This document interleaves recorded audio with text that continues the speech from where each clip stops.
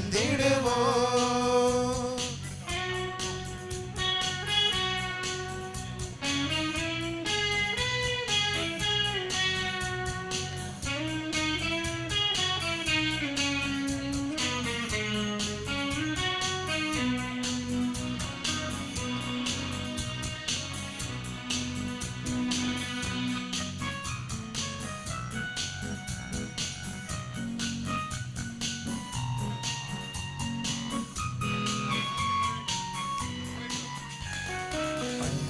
சமூகம் அமைப்போம், அருளில் நிறைந்து இணைவோம், அவரின் குரலை கேட்போம், இறை அழைப்பை ஏற்று வருவோம்.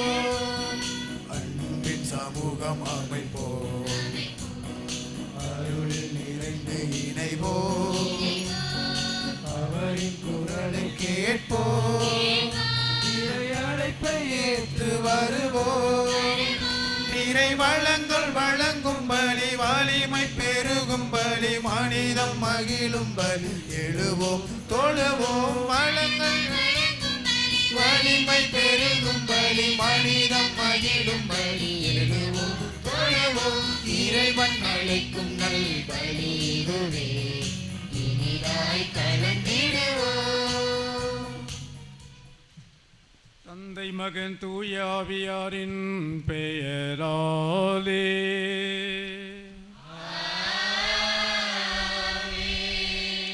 நம் ஆண்டவராகிய இயேசு கிறிஸ்துவின் அருளும் கடவுளின் அன்பும் தூய ஆவியாரின் நட்புறவும் உங்கள் அனைவரோடும் இருப்பதாக.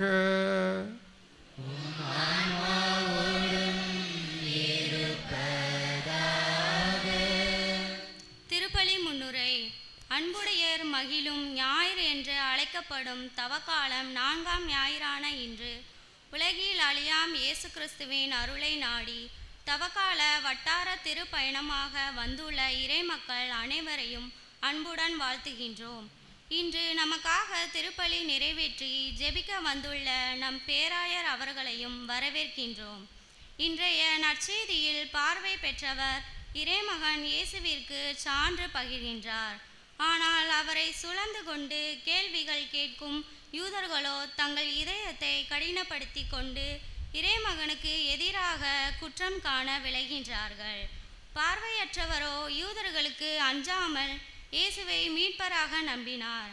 கடந்த வாரம் வந்த சமாரி பெண்ணை போலவும் இந்த வாரம் வரும் பார்வையற்றவரை போலவும் நம் நேரடி அனுபவம் பெறவில்லை என்றாலும் இறைமகன் இயேசுவின் உடனிருப்பை எப்போதும் உணர முடியும். மேலே கூறப்பட்ட இருவரின் குறைகளிலிருந்து மீட்டு அவர்களுக்கு புதிய வாழ்வை தந்தார். இதுபோல் அவர் தன் கரங்களை நீட்டி நம்மையும் மீட்க காத்து கொண்டிருக்கின்றார். ஒளியின் மக்களாக வாழவும் அழைப்பு விடுக்கும் இறைய வாசகங்களை உணர்ந்து புது பார்வை பெற்ற ஒளியின் மக்களால் இன்றைய திருப்பலியில் கருத்துடன் பங்கு கொண்டு நம்மில் புது வாழ்வு மலர ஜெபிப்போம். வாரி. அன்புமிக்க சகோதர சகோதரிகளே, நம் திருமுழுக்கு நினைவாக நம்மீது தெளிக்கப்படும் தமது படைப்பாகிய இந்த தண்ணீரை புனிதப்படுத்தி அருளுமாறு நம் கடவுளாகிய ஆண்டவரை கெஞ்சி மன்றாடுவோமாக. அவரே நமக்கு உதவி அளித்து அன்று நாம் பெற்றுக்கொண்ட தூய ஆவியாருக்கு உண்மையுள்ளவர்களாய் நிலைத்திருக்க அருள்வாராக. என்றென்றும் உள்ள எல்லாமல்ல இறைவா, வாழ்வின் ஊற்றும் தூய்மையின் தொடக்கமுமான தண்ணீரின் வழியாக மக்கள் புனிதம் அடைந்து நிலைவாழ்வின் கொடையை பெற வேண்டுமென்று திருவுளமானீர். இத்தண்ணீரை புனிதப்படுத்தியருள உம்மை வேண்டுகிறோம். ஆண்டவரே, உமது நாளாகிய இன்று உமது அருள் காவலை பெற விரும்புகின்றோம். வாழ்வெளிக்கும் அருளின் ஊற்றினை எம்மில் புதுப்பித்தருளும். இத்தண்ணீரினால் எங்கள் உள்ளத்தையும் உடலையும் தீமை அனைத்திலுமிருந்து காத்தருளும். இவ்வாறு நாங்கள் தூய இதயத்துடன் உம்மை அணுகி வரவும் முது மீட்பை பெற்றுக்கொள்ளவும் தகுதி பெற வேண்டுமென்று எங்கள் ஆண்டவர் ஆகிய கிறிஸ்து வழியாக உம்மை மன்றாடுகிறோம். எல்லாம் அல்ல இறைவா, தண்ணீர் வளம் பெற அதில் உப்பிட வேண்டுமென்று இறைவாக்கினர் ஈசா வழியாக கற்பித்தீர். உமது படைப்பு பொருளாகிய இந்த உப்பை பரிவிரக்கத்துடன் புனிதப்படுத்தியருள உம்மை தாழ்மையுடன் வேண்டுகின்றோம். ஆண்டவரே, உப்பு கலந்த இத்தண்ணீர் தெளிக்கப்படும் இடமெல்லாம் தீயோனின் தாக்குதல் அனைத்தும் தோல்வியுற செய்வீராக. மேலும் உம் தூய ஆவியார் உடனிருந்து எங்களை இடையராது காத்தருள வேண்டும் என்று எங்கள் ஆண்டவராகிய கிறிஸ்து வழியாக உம்மை மன்றாடுகிறோம்.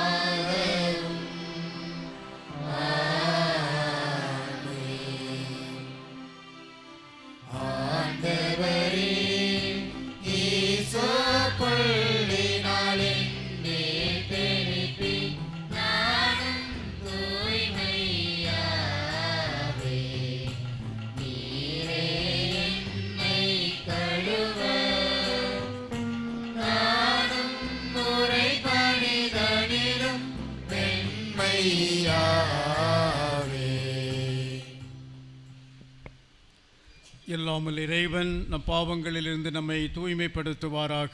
இந்த நற்கருணை கொண்டாட்டத்தின் வழியாக அவர் தம்முடைய ஆட்சியின் விருந்தில் பங்கு கொள்ள நம்மை தகுதி பெற செய்வாராக. மன்றாடுவோமாக.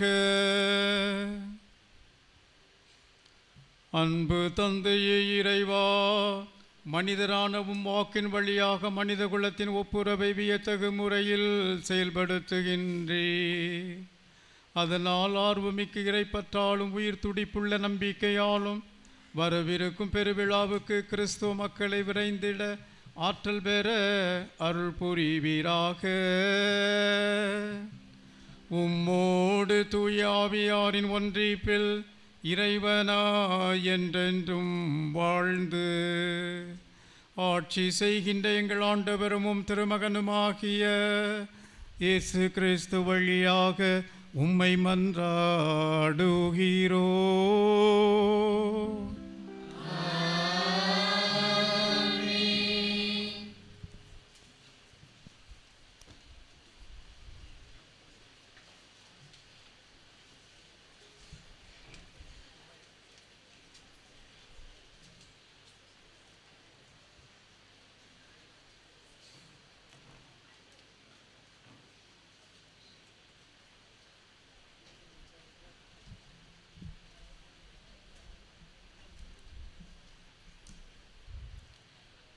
முதல் வாசகம். இஸ்ரேல் மீது அரசனாக தாவீது திருப்பொழிவு செய்யப்பட்டான். சாமுவேல் முதல் நூலிலிருந்து வாசகம். அதிகாரம் 16. இறை திரு வசனங்கள் 1b 6 மற்றும் 7, 10 முதல் 13a முடிய. அந்நாட்களில் ஆண்டவர் சாமுவேலை நோக்கி, உன்னிடம் உள்ள கொம்பை எண்ணெயால் நிரப்பிக் கொண்டு போ, பெத்லகேமை சார்ந்த ஈசாயிடம் உன்னை அனுப்புகிறேன். ஏனெனில் அவன் புதல்வருள் ஒருவனை அரசனாக தேர்ந்துள்ளேன் என்றார். ஈசாயின் புதல்வர்கள் வந்தபோது அவர் எலியாவை பார்த்தவுடனே, ஆண்டவரால் திருப்பொழிவு செய்யப்பட்டவன் இவனாகத்தான் இருக்கும் என்று எண்ணினார். ஆனால் ஆண்டவர் சாமுவேலிடம், அவன் தோற்றத்தையும் உயரத்தையும் பார்க்காதே, ஏனெனில் நான் அவனை புறக்கணித்து விட்டேன். மனிதர் பார்ப்பது போல் நான் பார்ப்பதில்லை.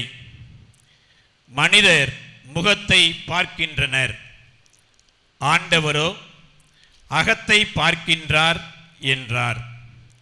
இவ்வாறு ஈசாய் தம் 7 புதல்வரை சாமுவேல் முன்பாக கடந்து போகச் செய்தார். இவர்களையும் ஆண்டவர் தேர்ந்து கொள்ளவில்லை என்றார் சாமுவேல். தொடர்ந்து சாமுவேல் ஈசாயை பார்த்து, உன் பிள்ளைகள் இத்தனை பேர்தானா என்று கேட்க, இன்னொரு சிறுவன் இருக்கிறான், அவன் ஆடுகளை மேய்த்து கொண்டிருக்கிறான் என்று பதிலளித்தார் ஈசாய். அதற்கு சாமுவேல் அவரிடம், ஆள் அனுப்பி அவனை அழைத்து வா, ஏனெனில் அவன் வரும் வரை நான் உணவருந்த மாட்டேன் என்றார். ஈசாய் ஆள் அனுப்பி அவனை அழைத்து வந்தார். அவன் சிவந்த மேனியும் ஒளிரும் கண்களும் கொண்டு அழகிய தோற்றமுடன் இருந்தான். ஆண்டவர் சாமுவேலிடம், தேர்ந்து கொள்ளப்பட்டவன் இவனே, எழுந்து இவனை திருப்பொழிவு செய் என்றார். உடனே சாமுவேல் எண்ணெய் நிறைந்த கொம்பை எடுத்து அவன் சகோதரர் முன்னிலையில் அவனை திருப்பொழிவு செய்தார். அன்று முதல் ஆண்டவரின் ஆவி தாவீதின் மேல் நிறைவாக இருந்தது. ஆண்டவர் வழங்கும் அருள்வாக்கு. இறைவனுக்கு நன்றி.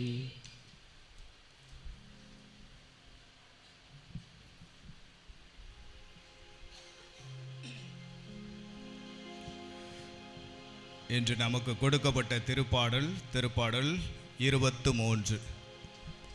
ஆண்டவர் நம்மோடு இருக்கும்போது, நல்லாய நம்மோடு இருக்கும்போது குறையில்லை, பயமில்லை, வாழ்வு உண்டு அவருடைய வீட்டில். பாடவர் குழுவோடு இணைந்து நல்லாயன் ஆண்டவரை புகழ்ந்து பாடுவோம்.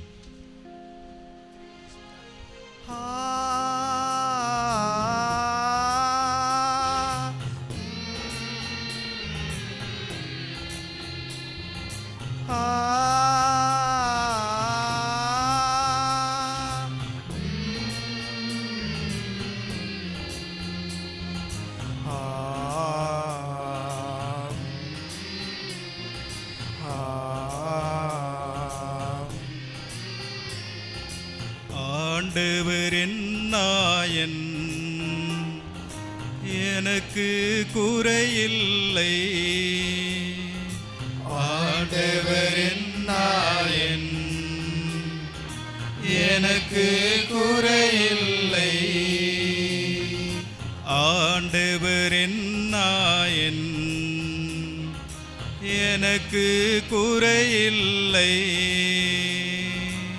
ஆண்டவரின் நாயன்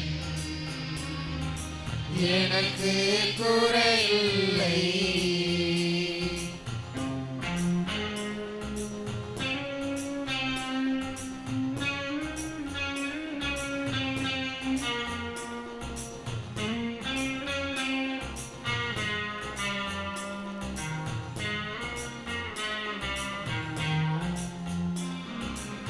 பசும்புல் மேய்ச்சலில் இளைப்பாறு செய்கின்றார். ஆண்டவரின் நாயன் அருவிக்கு கூட்டி செல்கின்றார். ஆண்டவரின் நாயன் எந்தன் களைப்பை ஆற்றுகின்றார். ஆண்டவரின் நாயன் எனக்கு புத்துயிர் ஊட்டுகின்றார். ஆண்டவரின் நாயன் ஆண்டவரின் நாயன் எனக்கு குறையில்லை. ஆண்டவரின் நாயன் எனக்கு குறையில்லை. ஆ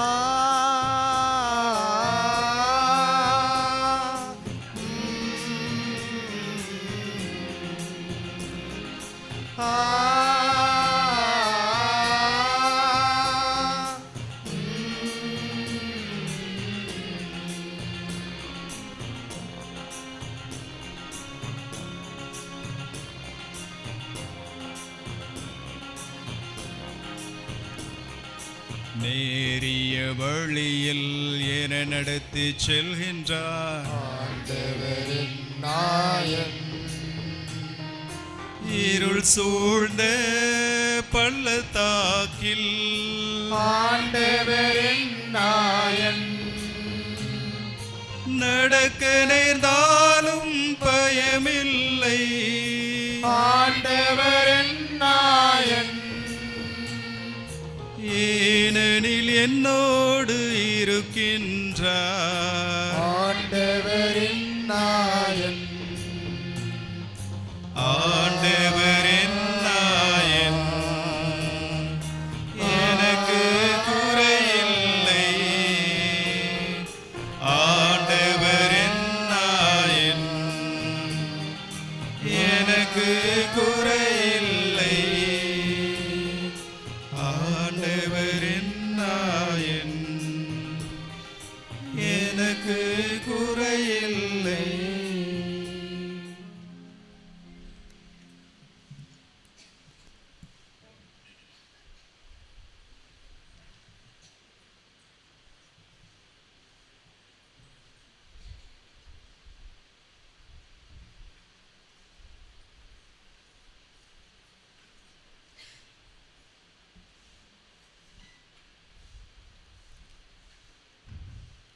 திருத்தூதர் பவுல் எபேசியருக்கு எழுதிய திருமுகத்திலிருந்து வாசகம். அதிகாரம் 5, இறை வசனங்கள் 8 முதல் 14 வரை. ஒரு காலத்தில் இருளாய் இருந்த நீங்கள் இப்போது ஆண்டவரோடு இணைந்து ஒளியாய் இருக்கிறீர்கள். ஆகவே ஒளி பெற்ற மக்களாக வாழுங்கள். ஏனெனில் ஒளியே எல்லா நன்மையையும் நீதியையும் உண்மையையும் விளைவிக்கிறது. ஆண்டவருக்கு உகந்தது எது என்பதை ஆராய்ந்து பாருங்கள். பயனற்ற இருளின் செயல்களை செய்கிறவர்களோடு உங்களுக்கு உறவு வேண்டாம். அவை குற்றமென எடுத்து காட்டுங்கள். அவர்கள் மறைவில் செய்பவற்றை சொல்லக்கூட வெட்கமாக இருக்கிறது. அவர்கள் செய்வதையெல்லாம் குற்றமென ஒளியானது எடுத்து காட்டும்போது அவற்றின் உண்மை நிலை வெளியாகிறது. அவ்வாறு தெளிவாக்கப்படுவதெல்லாம் ஒளிமயமாகிறது. ஆதலால் தூங்குகிறவனே விழித்தெழு, இறந்தவனே உயிர் பெற்றெழு, கிறிஸ்து உன்மீது உயிர் தெழுவார் என்று கூறப்பட்டுள்ளது. ஆண்டவரின் அருள்வாக்கு. நன்றி.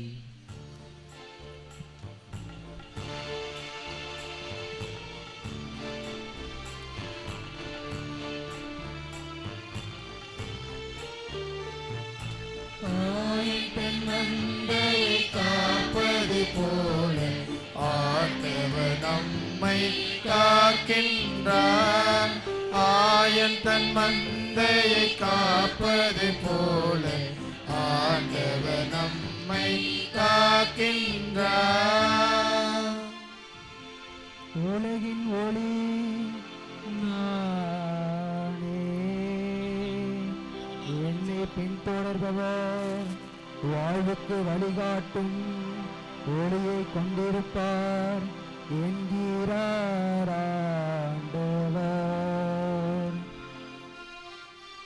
ஆயன் தன் மந்தையை காப்பது போல ஆண்டவர் நம்மை காக்கின்றார்.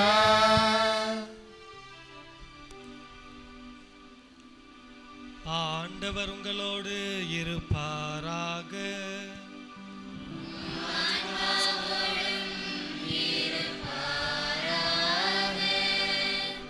யோவான் எழுதிய தூய நற்செய்தியிலிருந்து வாசகம்.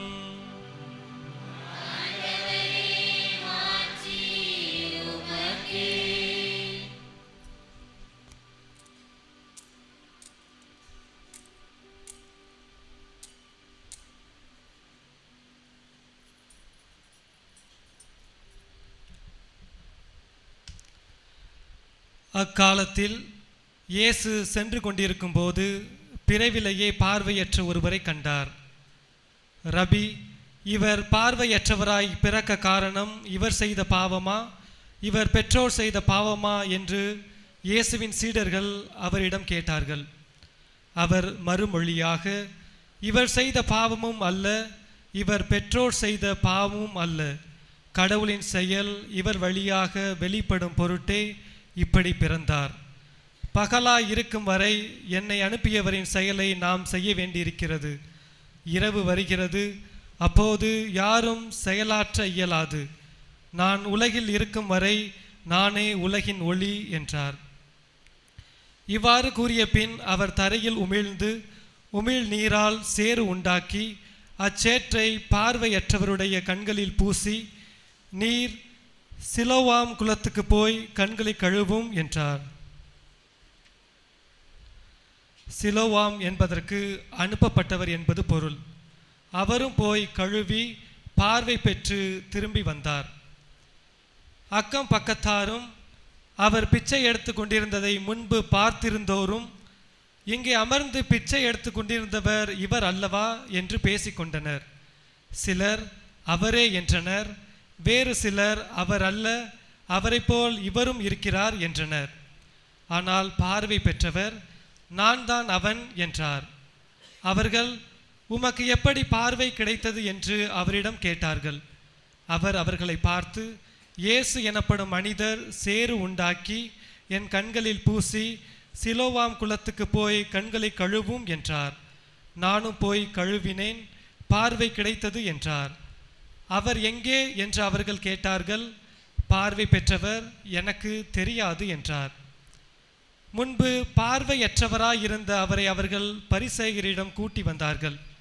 இயேசு சேறு உண்டாக்கி அவருக்கு பார்வை அளித்த நாள் ஓர் ஓய்வு நாள். எனவே எப்படி பார்வை பெற்றாய் என்னும் அதே கேள்வியை பரிசேயரும் கேட்டனர்.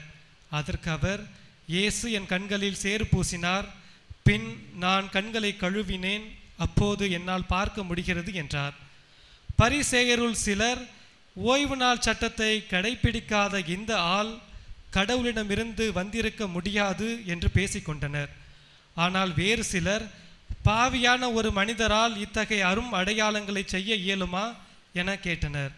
இவ்வாறு அவர்களிடையே பிளவு ஏற்பட்டது. அவர்கள் பார்வையற்றிருந்தவரிடம், உனக்கு பார்வை அளித்த அந்த ஆளை குறித்து நீ என்ன சொல்கிறாய் என்று மீண்டும் கேட்டனர். அவர், ஓர் இறைவாக்கினர் என்றார் பார்வை பெற்றவர்.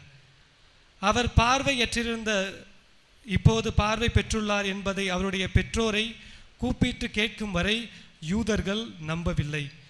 பிறவிலேயே பார்வையற்றிருந்தான் என நீங்கள் கூறும் உங்கள் மகன் இவன் தானா? இப்போது இவனுக்கு எப்படி கண் தெரிகிறது என்று கேட்டார்கள். அவருடைய பெற்றோர் மறுமொழியாக, இவன் எங்களுடைய மகன்தான், இவன் பிறவிலேயே பார்வையற்றவன்தான். ஆனால் இப்போது எப்படி அவனுக்கு கண் தெரிகிறது என்பதோ, யார் அவனுக்கு பார்வை அளித்தார் என்பதோ எங்களுக்கு தெரியாது. அவனிடமே கேளுங்கள், அவன் வயது வந்தவன்தானே, நடந்ததை அவனே சொல்லட்டும் என்றனர். யூதர்களுக்கு அஞ்சியதால் தான் அவருடைய பெற்றோர் இப்படி கூறினர். ஏனெனில் இயேசுவை மெசியாவாக ஏற்றுக்கொள்ளும் எவரையும் தொழுகை கூடத்திலிருந்து விலக்கிவிட வேண்டும் என்று யூதர்கள் ஏற்கனவே தங்களிடையே உடன்பாடு செய்திருந்தார்கள். அதனால் அவருடைய பெற்றோர், அவன் வயது வந்தவன் தானே, அவனிடமே கேட்டுக்கொள்ளுங்கள் என்றார்.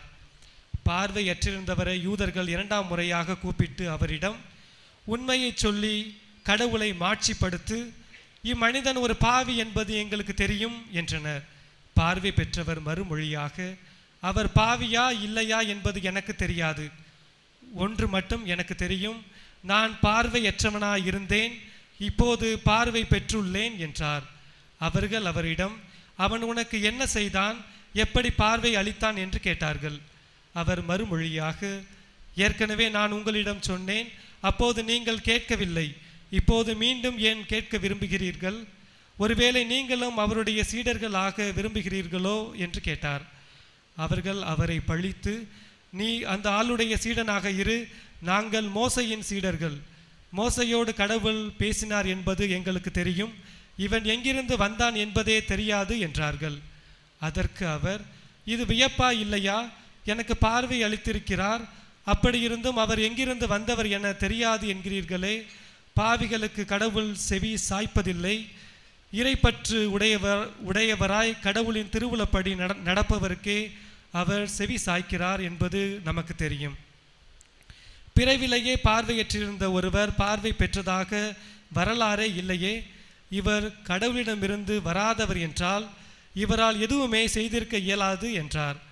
அவர்கள் அவரை பார்த்து, பிறப்பிலிருந்தே பாவத்தில் மூழ்கி கிடக்கும் நீயா எங்களுக்கு கற்றுத்தருகிறாய் என்று சொல்லி அவரை வெளியே தள்ளினர். யூதர்கள் அவரை வெளியே தள்ளிவிட்டதை பற்றி இயேசு கேள்விப்பட்டார். பின் அவரை கண்டபோது, மானிட மகனிடம் நீர் நம்பிக்கை கொள்கிறீரா என்று கேட்டார். அவர் மறுமொழியாக, ஐயா, அவர் யார் சொல்லும், அப்போது நானும் அவரிடம் நம்பிக்கை கொள்வேன் என்றார். இயேசு அவரிடம், நீர் அவரை பார்த்திருக்கிறீர், உம்மோடு பேசி கொண்டிருப்பவரே அவர் என்றார். அவர், ஆண்டவரே, நம்பிக்கை கொள்கிறேன் என்று கூறி அவரை வணங்கினார். அப்போது இயேசு, தீர்ப்பு அளிக்க அல்ல நான் இவ்வுலகிற்கு வந்தேன், பார்வையற்றோர் பார்வை பெறவும் பார்வையுடையோர் பார்வையற்றோராகவே வந்தேன் என்றார். அவரோடு இருந்த பரிசேயர் இதை கேட்டபோது, நாங்களுமா பார்வையற்றோர் என்று கேட்டனர். இயேசு அவர்களிடம், நீங்கள் பார்வையற்றோராய் இருந்திருந்தால் உங்களிடம் பாவம் இராது. ஆனால் நீங்கள் எங்களுக்கு கண் தெரிகிறது என்கிறீர்கள், எனவே நீங்கள் பாவிகளாகவே இருக்கிறீர்கள் என்றார். ஆண்டவரின் அருள் வாக்கு.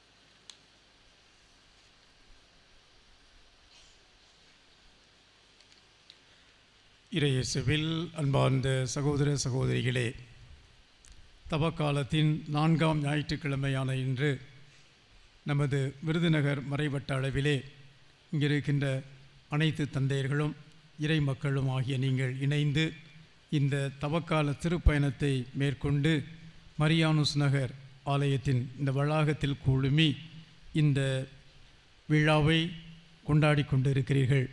உங்களை நான் வாழ்த்துகின்றேன். தவக்காலத்தில் விபூதி புதனோடு ஆரம்பித்த அந்த தவக்காலத்திலிருந்து பல முயற்சிகளை உங்களுடைய பங்கு அளவிலே எத்தனையோ செய்து கொண்டிருக்கிறீர்கள். இந்த 4ஆம் ஞாயிற்றுக்கிழமை இந்த வட்டார அளவில் இணைந்து ஒரே குடும்பமாக இணைந்து வந்து இந்த நாளை சிறப்பிக்கிறீர்கள். உண்மையிலேயே இந்த தவக்காலம் என்பது நமக்கு கொடுக்கப்பட்ட காலமாக பாவங்களை அறிந்து ஏற்றுக்கொண்டு ஆண்டவரிடம் மன்னிப்பு பெறக்கூடிய காலமாக இருக்கின்றது. இதை நாம் முழுமையாக பெறும்போது, ஆண்டவருடைய பாடுகள் உயிர்ப்பில் பங்கு பெறும்போது, அந்த உயிர்ப்பின் கனியான மகிழ்ச்சியையும் சமாதானத்தையும் அனுபவிக்கின்ற மக்களாக நாம் மாறுகிறோம். நாம் தவக்காலத்தை எப்படி ஆரம்பித்தோம்? நமது நெற்றியிலே விபூதி புதனன்று விபூதி பூசப்பட்டது. மனம் திரும்பி நற்செய்தியை நம்புங்கள் என்ற இறை வார்த்தையோடு நம் நற்செய்தியை நம்ப வேண்டும், மனமாறி நற்செய்தியை நம்ப வேண்டும். நாம் எல்லோரும் நற்செய்தியை நம்புகிறோம், சந்தேகமே கிடையாது. ஆமாம், கோயிலுக்கு போகிறோம், விழாக்கள் கொண்டாடுறோம், இறை வார்த்தை வாசிக்கிறோம், நிறைய இதெல்லாம் நம்புகிறோம். ஆனால் ஆண்டவர் என்ன சொல்கிறார்? மனம் மாறி நற்செய்தியை நம்புங்கள்.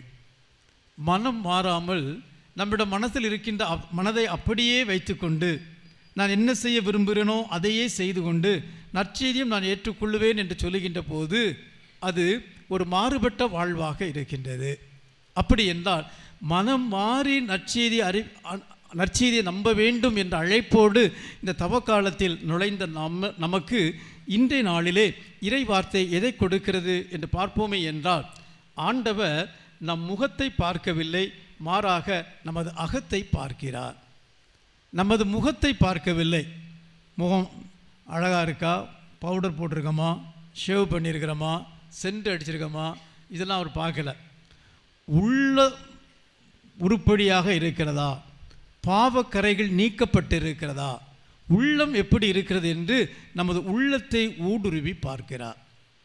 உள்ளத்தை பார்க்க முடியுமா? நம்மால் பார்க்க முடியாது. என்னுடைய உள்ளத்தை நான் பார்க்கலாம், ஆனால் மற்றவருடைய உள்ளத்தை நான் பார்க்க முடியுமா? நம்மால் முடியாது, ஆனால் கடவுள் பார்க்கிறார். இன்று வாசிக்கப்பட்ட முதல் வாசகத்தில் ஆண்டவர் தாவீதை தேர்ந்தெடுக்கிறார். தாவீதை அரசராக எடுக்கும் போது சவுல் வந்து தவறு செய்யும் போது அவனை தள்ளிவிட்டு தாவீதை அந்த இடத்திற்கு தேர்ந்தெடுக்கும் போது சாமுவேலை அனுப்புகிறார். சாமுவேல் போகிறார் தாவீதை தேர்ந்தெடுக்க. அவர் பயந்து செல்லுகிறார். நீர் செல்லும், அங்கு என்ன செய்ய வேண்டுமென்று உமக்கு அப்போது சொல்லப்படும் என்று செல்ல அவர் செல்லுகிறார். அங்கு சென்றவுடன் அவர் ஈசாய் குடும்பத்திற்கு போய் செய் என்று சொல்லுகின்ற போது ஈசாய் குடும்பத்தை நோக்கி செல்லுகிறார். அங்கு பார்த்தவுடன் அவர் நீர் வந்திருப்பது சமாதானமான செய்தி தானா என்று சொல்லும்போது ஆம் என்று சொல்லிவிட்டு மற்ற தயாரிப்பெல்லாம் தயாரித்துவிட்டு இப்போது அவருடைய மகனில் ஒருவனை அந்த அரசனாக திருப்பொழிவு செய்ய இருக்கிறார். முதலில் எலியா வருகிறார். மூத்த மகன், அழகாக இருக்கிறான், உயரமாக இருக்கிறான், வலிமையாக இருக்கிறான். இவன்தான் அரசாட்சி செய்வதற்கு ஏற்ற ஆள் என்று சாமுவேல் சந்தோஷத்தோடு அவனை அபிஷேகம் செய்ய வேண்டும் என்று சொல்லுகின்ற போது ஆண்டவர் சொல்கிறார், அவன் அல்ல என்று படுத்துகிறார். அடுத்து இரண்டாவது மகன் அபினதாபை அனுப்புகிறார். அவரும் இல்லை என்று ஆண்டவர் சொல்லுகிறார். அடுத்து சம்மாகுவை அனுப்புகிறார். அதுவும் இல்லை என்று சொல்லுகிறார். அங்கிருந்த 7 பிள்ளைகளையும் அனுப்புகிறார். 7 இல்லை என்று சொல்ல சாமுவேலுக்கே ஒரு சோகம் வந்து விட்டது. அப்போது இந்த குடும்பத்தில் விழதானா வேறு யாராக இருக்காங்களா? இன்னொரு சின்ன பையன் இருக்கான், ஆடு மேய்ச்சிட்டு இருக்கான், அவனுக்கு ஒன்றும் தெரியாது, அவனை கூட்டு வாருங்கள், அவன் வரும் மட்டும் நான் சாப்பிட மாட்டேன் என்று சொல்லி அவன் வரும் மட்டும் காத்திருந்து அவன் வர ஆண்டவர் கூறுகிறார், இவனே நான் தேர்ந்தெடுத்தவன் என்று சொல்ல அவனை சாமுவேல் ஆண்டவருடைய வார்த்தையின் பெயரால் அபிஷேகம் செய்கிறார். அப்போது ஆண்டவர் சொன்ன வார்த்தை என்ன? மனிதர்கள் முகத்தை பார்க்கின்றனர், ஆண்டவரோ அகத்தை பார்க்கின்றார். தோற்றத்தையும் உயரத்தையும் பார்க்காதே, தோற்றத்தையும் உயரத்தையும் வெளி அடையாளங்களையும் வைத்து நீ இருமாந்து விடாதே. நீ பார்ப்பது வெளி தோற்றம், ஆனால் ஆண்டவர் பார்ப்பது உள்ளார்ந்த வாழ்வை பார்க்கிறார். ஆம், தாவீதை தேர்ந்தெடுத்த அந்த கடவுள் இன்றும் நமது உள்ளத்தை பார்க்கிறார். தாவீதின் மட்டும்தானா? விவிலியத்தை எடுத்து பாருங்கள். பல இடங்களிலே ஆண்டவர் அருள் கொடுக்க விரும்பும்போது மக்களுடைய உள்ளத்தை தேடி செல்லுவதை நாம் பார்க்கிறோம். உள்ளத்தை ஆய்ந்து அறிவதை பார்க்கிறோம். இறைவாக்கினர் ஏசாயா புத்தகம் 17ஆம் அதிகாரம் 10வது வசனத்தில் நாம் பார்க்கிறோம், ஆண்டவராகிய நானே இதய சிந்தனைகளை ஆய்பவர், உள்ளுணர்வுகளை சோதித்து அறிபவர். கடவுளாகிய நான் உள் உணர்வுகளை அறிவேன். அவர்கள் என்ன நினைக்கிறார்கள், என்ன செய்ய விரும்புகிறார்கள், அவருடைய மனதில் என்ன ஓடிக்கொண்டிருக்கிறது, உள்ளத்தில் என்ன நினைக்கிறார்கள் என்பதை அறிபவன் நான் என்று ஆண்டவர் கூறுகிறார். எனவேதான் இதை உணர்ந்த தாவீது அரசனாகிய பிறகு திருப்பாடல்களை எழுதும்போது 51வது திருப்பாடல் 10வது வசனத்தில் என்ன எழுதுகிறார்? கடவுளே, தூயதோர் உள்ளத்தை என்னுள்ளே படைத்தருளும், உறுதி தரும் ஆவியை புதுப்பிக்கும் ஆவியை என்னில் உருவாக்கி அருளும் என்று சொல்லுகின்றார். தூயதோர் உள்ளத்தை என்னில் உருவாக்கி அருளும். ஏனெனில் உமக்கு பிடித்தது தூயதொரு உள்ளம், உமக்கு பிடித்தது உள்ளார்ந்த உம்மீது பற்று கொண்டிருக்கின்ற உள்ளம், அதை எனக்கு தாரும் என்று தாவீது கேட்கின்றார். இதையே இறைமகன் இயேசு கிறிஸ்துவே சொல்லுவதையும் பார்க்கிறோம். மத்தேயு நற்செய்தி 15ஆம் அதிகாரம் 18வது வசனத்தில் ஆண்டவர் என்ன கூறுகிறார்? இம்மக்கள் உதட்டினால் என்னை போற்றுகின்றனர், இவர்களுடைய உள்ளமோ என்னை விட்டு வெகு தொலைவில் இருக்கிறது. கோயிலுக்கு வராங்க, காணிக்க போடுறாங்க, எல்லா செயல்பாடெல்லாம் செய்கிறாங்க, ஆனால் அவங்க உள்ளம் மாறியது மாதிரி இல்லை. அவங்க உள்ளம் என்னை நோக்கி வந்தது மாதிரி தெரியவில்லை. வெள்ளி அடையாளமாக, வெள்ளி வேடமாக எல்லாவற்றையும் செய்து கொண்டு வெள்ளி அடையாளங்களை மட்டும் நிறைவேற்றி கொண்டு இருக்கிறார்கள். இவருடைய உள்ளமோ வெகு தொலைவில் இருக்கிறது என்று ஆண்டவரே அந்த மக்கள் மீது சாடுவதை பார்க்கிறோம். ஆண்டவர் விரும்புவது என்ன? நமது வெளி அடையாளங்களை விட நமது உள்ளம் ஈர்க்கப்பட வேண்டும், கடவுளிடம் வர வேண்டும் என்று தான் விரும்புகிறார். ஏன் தாவீது தேர்ந்தெடுக்கப்பட்ட கதையை திரும்பவும் பார்ப்போம் என்றால், முந்திய அதிகாரங்களுக்கு வருவோமே என்றால், ஆண்டவர் சவுலை தள்ளி விடுகிறார். எதற்காக? அவர் மற்ற எதிரி நாட்டோடு சண்டைக்கு செல்லுகிறார். சண்டைக்கு செல்லும்போது ஆண்டவர் சொல்கிறார், நான் உனக்கு வெற்றியை தருவேன், அந்த மக்களிடத்தில் அழித்துவிட்டு அங்கிருந்து எந்த பொருட்களையும் நீ அள்ளி கொண்டு வரக்கூடாது, எல்லாவற்றையும் அங்கே அழித்து விட வேண்டும் என்று சொல்லுகிறார். இவரும் சென்று அழித்துவிட்டு சில நல்ல கிடாய்கள், ஆடுகள், மாடுகளை கொண்டு வருகிறார். இங்கு வந்து அந்த ஆட்டு சத்தம் கேட்க ஆண்டவர் சாமுவேலை அழைத்து என்னவென்று போய் கேள் என்று சொல்ல இவர் வருகிறார். ஆண்டவரிடம் என்ன சொன்னார்? எல்லாவற்றையும் அழித்துவிட சொன்னாரே, நீ ஏன் இந்த நல்ல ஆடுகளை கொண்டு வந்திருக்கிறாய் என்று கேட்டபோது சவுல் சொல்கிறார், எதற்கு? இது எனக்கு இல்லை, ஆண்டவருக்கு பலியிட கொண்டு வந்திருக்கிறேன், ஆண்டவருக்கு காணிக்கையாக்க கொண்டு வந்திருக்கிறேன், இது எனக்கல்ல என்று சொல்லுகின்ற போது ஆண்டவர் கூறுகிறார், நான் உன்னிடம் பலி கேட்டனா? நீ கொடுக்கிற ஆட்டையும் நீ கொடுக்கிற ஆட்டு இரத்தத்தையும் வைத்து குடித்து கொண்டு சாப்பிட்டு கொண்டு நான் வாழுகிறேன் என்று நினைத்தாயா? எனக்கு நீ கீழ்ப்படியவில்லை, எனவே உன்னை வெளியே அனுப்புகிறேன் என்று சொல்லுகின்றார். அவர் ஆண்டவருக்கு செய்கிறேன், நல்லது செய்கிறேன் என்று அவர் நினைத்தார். அவருடைய பார்வையிலே எது நல்லது என்று நினைத்தாரோ அதை கடவுளுடைய வார்த்தையையும் மீறி செய்ய வரும்போது கூட கடவுள் சொல்லுகிறார், நான் சொன்னதை செய், நீ எனக்கு காணிக்க கொடுக்கிறேன், அது செய்கிறேன் இது செய்கிறேன் என்பதெல்லாம் வேண்டாம், நான் உன்னை கீழ்ப்படிய சொன்னேன், நீ கீழ்ப்படியவில்லையே என்று அவனை தள்ளி விடுவதை நாம் பார்க்கிறோம். அப்படி என்றால் அருள் பெறக்கூடிய இதயம் என்பது, அந்த அகத்தின் அழகு என்பது ஆண்டவருடைய அருளை பெற்றுக் கொடுக்கக்கூடிய ஒன்றாக இருக்கின்றது. அந்த அருளை பெற வேண்டுமென்றால் நமது உள்ளம் இருளிலிருந்து அகற்றப்பட்டதாக, பாவத்திலிருந்து நீங்கியதாக, ஆண்டவரை மையப்படுத்தி வாழக்கூடிய இதயமாக நமது இதயம் இருக்க வேண்டும். இந்த இதயத்தை நாம் எப்போது பெறுகிறோம் என்று பார்ப்போமே என்றால், நம்முடைய திருமுழுக்கின் வழியாக நமது இதயம் புதுப்பிக்கப்படுவதை பார்க்கிறோம். பாவங்கள் அனைத்தும் நீக்கப்பட்டு அருள் அடையாளத்திலே நிலைத்து நிற்பதை பார்க்கிறோம்.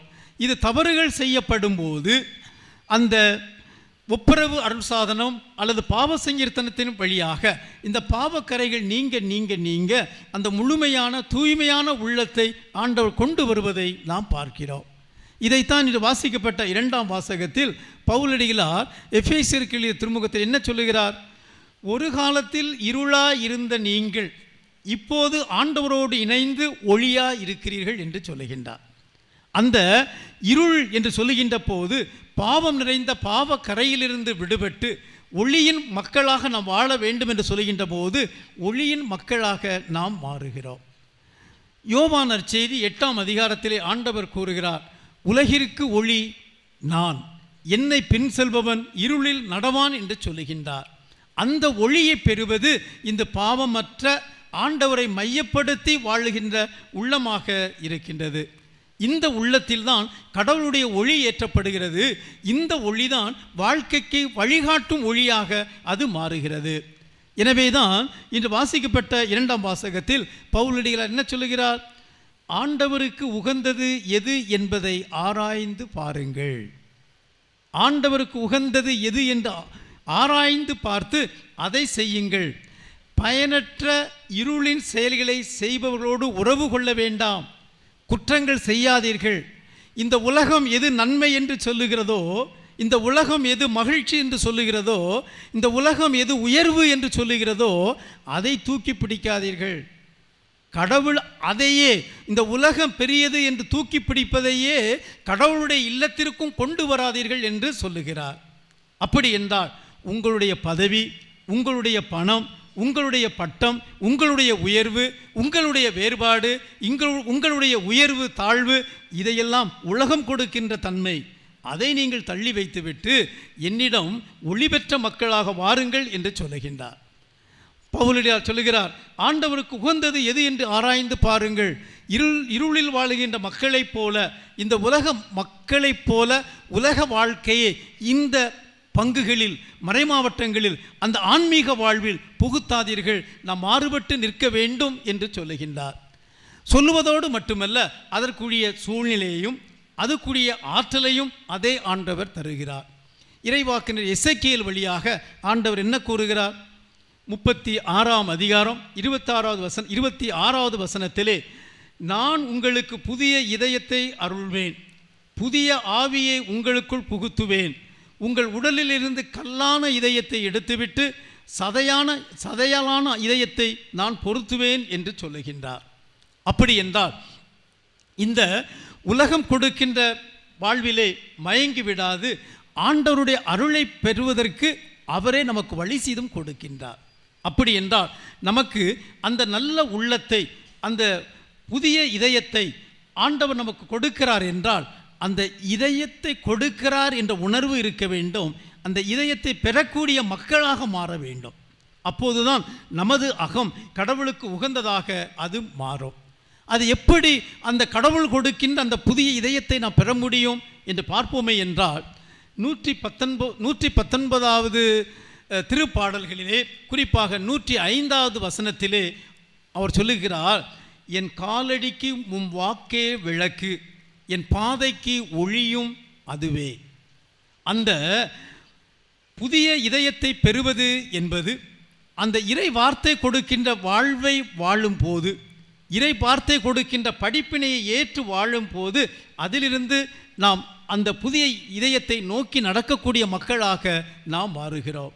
அப்படி மாறும்போது நம்முடைய இதயத்திலே ஒளி நிறைந்த இதயமாக மாறுகிறது. அது உண்மையான பொய்மையிலிருந்து உண்மைக்கு அழைத்து செல்லுகிறது. நமது தற்பெருமையிலிருந்து தாழ்ச்சிக்கு அழைத்து செல்லுகிறது.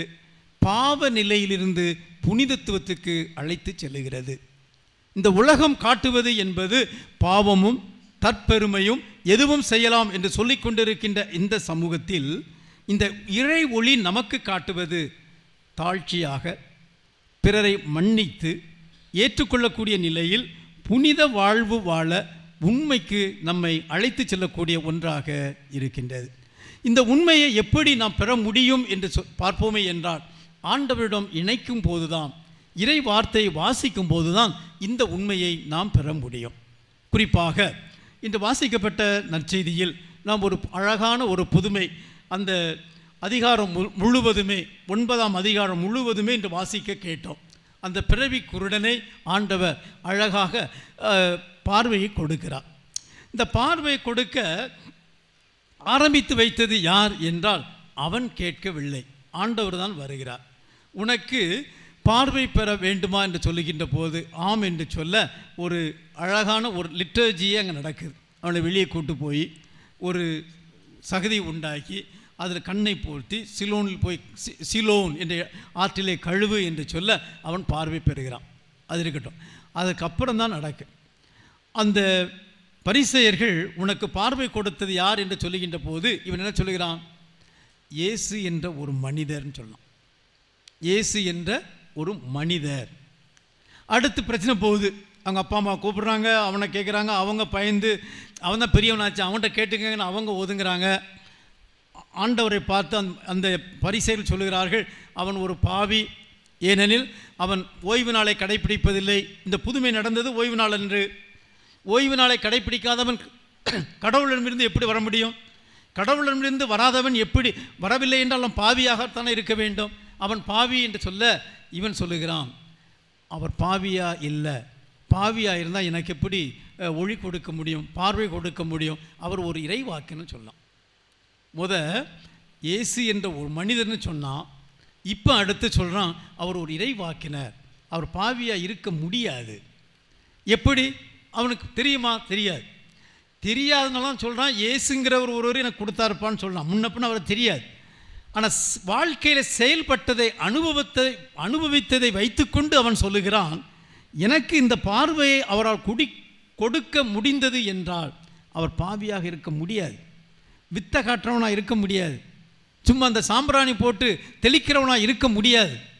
பார்வை கொடுத்திருக்கிறார், அவர் பாவியாக இருக்க முடியாது, அவர் ஓர் இறைவாக்கினர் என்று சொல்லும்போது அவர்கள் வெளியே விரட்டுகிறார்கள்.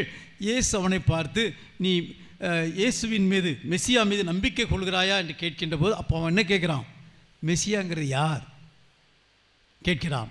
அப்போது ஆண்டவர் சொல்லுகிறார், உன்னோடு பேசி கொண்டிருக்கின்றவரே நான் என்று சொல்லும்போது, ஆண்டவரே நான் உம்மை நம்புகிறேன், நான் உம்மை ஏற்றுக்கொள்கிறேன் என்று ஏற்றுக்கொள்கிறான். பாருங்கள், அங்குதான் அந்த முழுமையான நம்பிக்கை வருவதை நாம் பார்க்கிறோம். இது எப்படி வந்தது? எந்த அளவுக்கு ஆண்டவரிடம் நெருங்கி சென்றானோ அந்த அளவுக்கு ஆண்டவரை அதிகமாக அறிபவனாக இருக்கிறான். இன்னைக்கு நிறைய பேர் புதுமை பெறாங்க. நீங்கள் கூட பல இடத்துக்குலாம் புதுமை பெற போயிருப்பீங்க, பல கோயிலுக்கெலாம் போயிருப்பீங்க, அது வேணும் இது வேணும் போயிருப்பீங்க. போய் அது கிடைச்சவுடனே டாட்டா, அவர் புதுமை கேட்டோம், நான் கோயிலுக்கு ஒரு ஏதாவது செய்கிறேன்னு சொன்னேன், செஞ்சுட்டேன், அதோட முடிஞ்சுது. ஆமாம், பிள்ளைக்கு மொட்டை போடுறேன்னு சொன்னால் மொட்டை போட்டாச்சு, புதுமை வாங்கியாச்சு, முடிஞ்சு போச்சு. அல்லது நான் கோயிலுக்கு இதை செஞ்சு தந்துடுறேன்னு, அது கிடச்சிது, செஞ்சு தந்தா முடிஞ்சு போச்சு. அப்படின்னா இயேசுன்னு வந்தார், பார்வை கொடுத்தார், போயிட்டார். அந்த ஸ்டேஜ் தான். அதுக்கப்புறம் கிடையாது. அடுத்து நம்ம குடும்பத்தில் ஏதாவது தேவைன்னா அன்னைக்கு பார்த்துக்கலாம், திரும்ப போகலாம். ஆனால் ஆண்டவர் இந்த பிஸ்னஸ் ரிலேஷன்ஷிப், நமக்கு தேவையான மட்டும் போய்கிட்டு தேவையில்லாத போது ஒதுக்கிறது, இது அல்ல. அவர் என்றும் நம்மை அவருடைய பிள்ளைகளாக வைத்து நடத்தி நம்மை ஆசீர்வதிக்க விரும்புகிறார். அப்படி என்றால் என்றும் அவரோடு நாம் உறவு கொள்ள வேண்டும் என்றால் அவரிடம் நாம் நெருங்கி செல்ல வேண்டும். நெருங்கி செல்ல வேண்டும் என்று சொல்லுகின்ற போது சில வேளைகளில் சில வெளி அடையாளங்களை செய்து மட்டும் விட்டுவிட்டு எல்லாம் முடிந்து விட்டது நாம் சொல்லிவிட முடியாது. இந்த ஆரம்பத்திலே சொன்னது போல சவுல் காணிக்கைக்காக ஆடுகளை கொடுத்தவன் எல்லாம் சரியாயிட்டுன்னு நினைத்தான். ஆனால் கடவுள் கீழ்ப்படியவில்லை என்று அவர் கோடிட்டு காட்டினார். அதுபோல நம்முடைய வாழ்க்கையிலும் நாம் ஜெபிக்க வேண்டும். அந்த ஜெபம் கடவுளோடு இருக்கின்ற உறவு நிலையான உறவுக்கு எடுத்து செல்ல வேண்டும். அது எப்போது நடக்கும் என்றால் மனம் மாறி உள்ளே வரும்போது தான் அது நடக்கும். எனவே தான் இந்த மனமாற்றத்தின் காலமான இந்த நாட்களிலே நாம் வெளி அடையாளமாக சில காரியங்களை செய்வது மட்டும் பத்தாது, செய்யணும். சிலுவை பாதை செய்கிறோம். இன்னும் ஒரு சில எடுத்திங்கன்னா பெரிய பஸ்ஸெல்லாம் பிடிச்சி 3 கோயிலுக்கு போனோம், 4 கோயிலுக்கு போனோம், 7 கோயிலுக்கு போனோம், எங்கெல்லாம் ஊர் சுற்றுவீங்க. கோயிலுக்கு தான் போனீங்களா, டூரிசம் போகிறீங்களான்னு தெரியாது. ஆமாம், இன்றைக்கி வரும்போது ஒரு பங்கு சாமியார், பாளையங்கோட்டை மறை மாவட்டத்திலேருந்து ஒரு பங்கு சாமியார்கிட்ட பேசிகிட்டு இருந்தேன். ஃபோன் பண்ணேன், அல்ஃபோன்ஸா கல்லறையில் இருக்கிறேன்னார். அது எங்கிட்டே இருக்குது, கேரளா பரணஞானத்தில் இருக்குது. அதை முடிச்சுட்டு அடுத்து எங்கே போகிறோம், நாங்கள் இடத்துவா போகிறோம்னார். இதுக்கு அப்படின்னு தவக்காலம் பார்த்தீங்களா, தவக்காலம் ஜெபம் பண்ண போகிறீங்களா, டூர் போயிருக்கலான்னு கேட்டேன் நான். ஆமாம், அப்படி இது வெறும் இன்றைக்கி ஒரு ஸ்டைலாக ஒரு ஃபேஷன் ஆச்சு. அங்கே போகணும், நான் போகக்கூடாதுன்னு சொல்லலை. அந்த போகிறது நமது உள்ளத்தை எந்த அளவுக்கு தொடுகிறது. சரி, அதை விட நம்ம கதைக்கு வருவோம். இன்றைக்கி நம்ம மறைவட்டத்தில் இருக்கிற எல்லா பங்குகளிலிருந்து வந்திருக்கீங்க, காலையிலே வந்திருக்கீங்க, நல்ல தியாகம் பண்ணியிருக்கிறீர்கள். இந்த வெயில் நேரத்தில் அழகாக இங்கே வந்து ஜெபம் செய்து வழிபாடு நடத்தி நல்ல ஒரு சிலுவை பாதை செய்து நல்ல ஒரு பாவ சங்கீதத்தில் ஒப்புரவு அருள் சாதனை செய்து நிறைவாக பூச எல்லாம் முடிஞ்சு போச்சுப்பா. நாளை போய் நம்ம வீட்டில் அப்படியே ஆரம்பிப்போம். யார்கிட்ட சண்டை போட்டோமோ அவங்ககிட்ட சண்டை போடுவோம், யாரை திட்டினமோ அவங்களே திட்டுவோம், யார் என்ன பண்ணமோ அதே பண்ணுவோம். என்னம்மா நம்ம கடவுள்கிட்ட வேண்டியதை கொடுத்தாச்சுல்ல, கடவுளுக்கு எதுக்கு ஒன்றும் கோயிலுக்கு வரணும், வந்தாச்சுல்ல, முடிஞ்சு போச்சு. இனி நம்ம அதே தான், நேற்று இன்னைக்கு இருந்தோமோ இன்னைக்கு, அடுத்த வாரம் உங்களுக்கு பங்கில் நம்ம பங்கு சாமியார் ஏதாவது ஏற்பாடு பண்ணால் அந்த தியானத்துக்கு போய்க்கலாம். அப்படி இதைத்தான் ஆண்டவர் சொல்லுகிறார். இந்த செயல்பாடுகள் மட்டும் பத்தாது, இந்த செயல்பாடுகளின் விளைவு வாழ்க்கையை தொட வேண்டும். நல்ல உள்ளம் இருக்க வேண்டும் என்றால் உள்ளத்தில் பிறருக்கு கெடுதல் நினைக்கக்கூடாது. நமக்கு துரோகம் பண்ணவனுக்கு கூட கெடுதல் நினைக்கக்கூடாது. நாம் உள்ளம் நல்லாக இருக்கிறது என்றால் நமக்கு தவறு செய்வர்கள் கூட மன்னித்து, ஆண்டவர் என்ன சொல்லியிருக்கிறார், அவர்களுக்காக ஜெபியுங்கள், நான் பார்த்து கொள்ளுறேன். நீங்கள் பள்ளிக்கு பள்ளி வேணும், நீ செஞ்சிட்டியா, நாளைக்கு எனக்கு சான்ஸ் கிடைக்காது காத்துக்கிட்டு இருப்பேன், அது நீ காத்துக்கிட்டு இருக்க வேண்டாம், நான் பார்த்துக்குவேன் என்று ஆண்டவர் சொல்லுகிறார். அந்த அளவுக்கு செல்வதற்கு நமது உள்ளம் இருக்க வேண்டும். எதை எடுத்தாலும் ஆண்டவரிடம் ஒப்படைக்கக்கூடிய மக்களாக, நமது வாழ்வை முழுவதும் ஆண்டவரிடம் கையளிக்கக்கூடிய மக்களாக நாம் இருக்க வேண்டும். இந்த பின்னணியில்தான் இந்த ஆண்டு தவக்கால செய்தியாக நமது திருத்தந்தை 14ஆம் லியோ கொடுத்த செய்தியில் என்ன சொல்லுகிறார்? இந்த தவக்காலத்தில் சும்மா இந்த சாப்பிடாம ஃபாஸ்டிங் நோன்பு இருக்கையில் இருங்க, வயிற்றுக்கு மட்டும் நோன்பு கொடுத்தா பத்தாது, உங்கள் வாய்க்கும் நோன்பு கொடுங்க. வாய்க்குன்னா சாப்பிட்றதுக்கு இல்லை, பேச்சை குறைக்கிறதுக்கு, புரணி பேசுவதற்கு, மற்றவர்கள் இல்லாத இடத்தில் மற்றவர்களை பற்றி பேசாதீர்கள் என்று திருத்தந்தை இந்த ஆண்டு சொல்லியிருக்கிறார். ஆமாம், ஒருவர் இல்லாத இடத்தில் அவரை பற்றி பேசுவது, அவரை பற்றி இல்லாத பொல்லாது சொல்லுது. இங்கே காலையில் ஃபுல்லாக ஃபாஸ்டிங் எடுத்து சாயங்காலம் போய் பேசினா உங்களுடைய ஃபாஸ்டிங்கில் என்ன அருள் உங்களுக்கு கிடைக்க போகுது? நம்ம என்ன சொல்லுவோம், நான் ஃபாஸ்டிங் இருந்துட்டேன், நான் 40 நாள் இருந்துட்டேன், நான் ஒவ்வொரு வெள்ளிக்கிழமை இருந்துட்டேன், வெரி குட். அதனுடைய விளைவு என்ன? ஆண்டவர் அங்கு எடுத்து செல்ல வேண்டும் என்கிறார். அந்த ஃபாஸ்டிங் இருக்கிறேன்னா எனக்கு இதோ தேவைப்படுகிறது, வயிறு பசிக்குது, நான் ஒருக்கிறேன். அந்த ஒருத்தல் பிறரிடம் காட்டப்பட வேண்டும், பிறருக்கு இரக்கத்தை கொடுக்க வேண்டும், பிறருக்கு மன்னிப்பு கொடுக்க வேண்டும், என்னையே நான் தாழ்த்த வேண்டும். இதுதான் நாம் செய்கின்ற காரியங்களாக இருக்கின்றது. எனவே என் அன்பு மக்களே, இந்த நாளிலே நீங்கள் எடுத்திருக்கின்ற இந்த நல்ல செயல்பாடுகள், இந்த தவக்கால செய்தி நாட்களிலே நீங்கள் எடுத்திருக்கின்ற ஒவ்வொரு முயற்சிகளையும் நான் பாராட்டுகின்றேன். உங்களுடைய முயற்சி கடவுளால் ஆசீர்வதிக்கிறார். அந்த முயற்சியை அதோடு நின்று விடாது, அடுத்த அடிக்கு செல்லுங்கள். ஆண்டவர் வெளி அடையாளத்தை மட்டும் பார்க்கவில்லை. என் மக்கள் இன்னைக்கு என்னை தேடி வந்துட்டாங்க, இது வெளி அடையாளம். என் மக்கள் அவங்க வீட்டை விட்டு, வேலையை விட்டு, எல்லாத்தையும் விட்டு என்னை தேடி இவ்வளவு தூரம் வந்திருக்கிறார்கள், இது ஆண்டவர் பார்க்கிறார், வெளி அடையாளம். அந்த வெளி அடையாளம் உள்ளத்திற்குள் செல்ல வேண்டும். என் மக்கள் என்னை தேடி வந்து மனது மாறிய மக்களாக, என்னை அறிந்த மக்களாக, என் வாழ்வில் எல்லாவற்றையும் என்னை மையப்படுத்தி வாழுகின்ற மக்களாக இருக்கிறார்கள் என்று ஆண்டவர் சொல்ல வேண்டும். அது அந்த மக்களை, அந்த மத்தேயு நற்செய்தி சொன்னது போல, இவர்கள் வழிபாடு செலுத்துகிறார்கள், அவருடைய உள்ளமோ தள்ளி இருக்கிறது என்று சொல்லுவது போல, நாம் நாள் பூரா கோயில் இருந்துட்டு அவருடைய உள்ளம் ஆண்டவரிடம் வரவில்லை என்றால் அது ஆண்டவருக்கு உகந்த பலியாக மாறாது. எனவே அன்பு மக்களே, உங்களை கடவுள் இன்று விசேஷ விதமாக ஆசீர்வதிக்கிறார். நீங்கள் எடுத்திருக்கின்ற ஒவ்வொரு முயற்சிக்கும் கடவுள் ஆசீர்வதித்திருக்கிறார். அந்த ஆசீரை நிலையான ஆசீராக நீங்கள் மாற்றுங்கள். இந்த திருப்பலியிலே ஒரு தாராள உள்ளத்தை கொடுக்க, இறைவன் விரும்புகின்ற வாழ்க்கை வாழ்ந்து நல்ல இதயத்தை, கல்லான இதயத்தை எடுத்துவிட்டு புதிய இதயத்தை தந்து, இறைவன் விரும்புகின்ற, அவர் அனுபவிக்கின்ற, அன்பு செய்கின்ற அந்த அகத்தை, தூய்மையான உள்ளத்தை நமக்கு கொடுக்க, அந்த தூய்மையான உள்ளத்தை நாம் என்றும் வாழ வேண்டிய அருளுக்காக தொடர்ந்து மன்றாடுவோம். ஆண்டவர் நம்மையும் நம் குடும்பங்களையும் நிறைவாக ஆசீர்வதித்து உங்களுக்கு வேண்டிய அருளை தந்து, நீங்கள் அந்த உயிர்த்த கடவுளின் பிள்ளைகளாக வாழ வேண்டிய அருளை உங்களுக்கு நிறைவாக தருவார். தொடர்ந்து மன்றாடுவோம். ஆண்டவர் நம்மோடு இருந்து நம்மை ஆசீர்வதிக்கிறார். ஆமென்.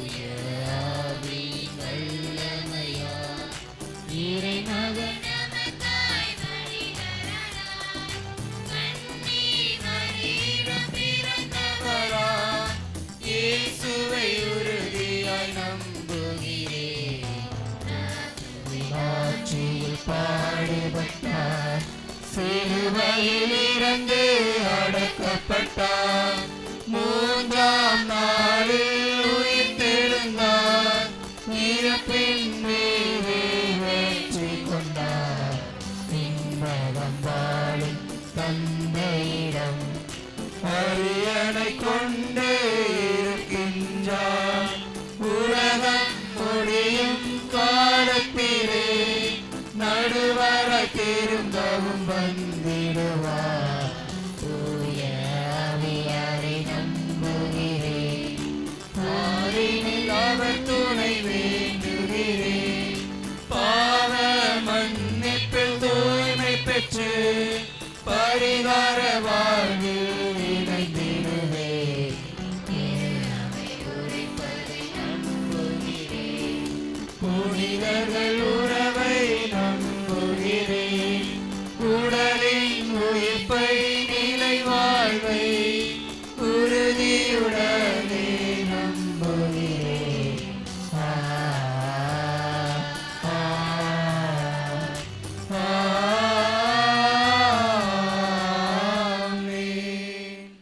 அன்புமிக்க சகோதர சகோதரிகளே, எக்காலமும் அன்றாட கடமைப்பட்டுள்ள நாம் குறிப்பாக தவக்காலத்தில் இந்நாளில் கிறிஸ்துவோடு விழித்திருந்து மிகுந்த உருக்கத்துடன் நம்முடைய மன்றாட்டுக்களை கடவுள்வாழ் எழுப்புவோம்.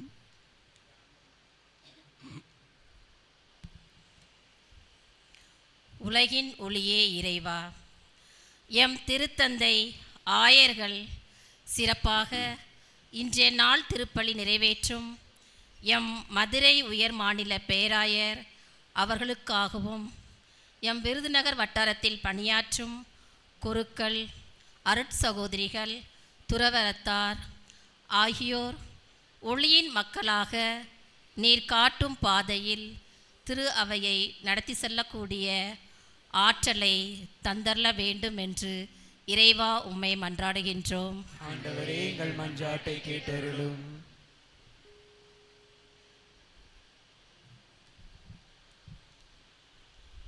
அமைதியின் அரசரே, ஆண்டவர் என் நாயன், எனக்கு ஏதும் குறையில்லை என்ற நம்பிக்கையில் உலக மக்கள் அனைவரும் ஒன்றிணைய அருள் புரியும்.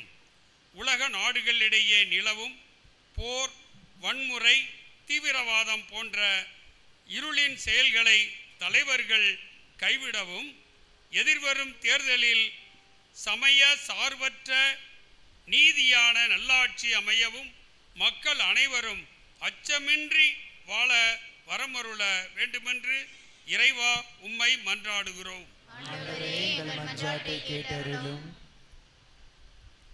ஞானத்தின் ஊற்றே, தூங்குகிறவனே விழித்தெழு, கிறிஸ்து உன்மீது ஒளிந்தெழுவார் என்ற பவுலடியாரின் வார்த்தைக்கேற்ப பொதுத் தேர்வு எழுதும் மாணவ செல்வங்கள் சோம்பலை அகற்றி புத்தெளிவுடன் உழைக்க பெலந்தாரும் அவர்கள் தேர்வுகளில் வெற்றி பெற்று கிறிஸ்துவின் ஒளியில் தங்கள் எதிர்காலத்தை ஒளிமயமானதாக அமைத்திட வேண்டுமென்று இறைவா உம்மை மன்றாடுகின்றோம். இரக்கமுள்ள தந்தையே, நாங்கள் சந்திக்கும் துன்பங்களும் நோய்களும் உமது மாட்சி வெளிப்படுவதற்கான கருவிகளே என்பதை உணரச் செய்யும். இந்த தவக்காலத்தில் மன உறுதியுடன் கூடிய மனமாற்றம் அடைந்து உமது அருளால் நோய்களிலிருந்தும் பாவ இருளிலிருந்தும் விடுதலை பெற்று நல்வாழ்வு நோக்கி பயணிக்க அருள் தர வேண்டுமென்று இறைவா உம்மை மன்றாடுகின்றோம். ஒளியின் நாயகனே, மனிதர் முகத்தை பார்க்கின்றனர், ஆண்டவரோ இதயத்தை பார்க்கின்றார் என்ற உண்மையை நாங்கள் உணர்ந்து வாழ செய்யும். வெறும் வெளிவிடமான செயல்களில் ஈடுபடாமல் ஆண்டவருக்கு உகந்த ஒளியின் செயல்களாகிய ஜெபம், தவம், தானம் ஆகியவற்றில் எங்களை முழுமையாக ஈடுபடுத்தி உமது அன்பின் பிள்ளைகளாக உருமாற அருள் தர வேண்டுமென்று இறைவா உம்மை மன்றாடுகிறோம். நம் ஒவ்வொருவரும் நம்முடைய தனிப்பட்ட தேவைகளை இறைவனிடம் மௌனமாக எடுத்து கூறுவோம்.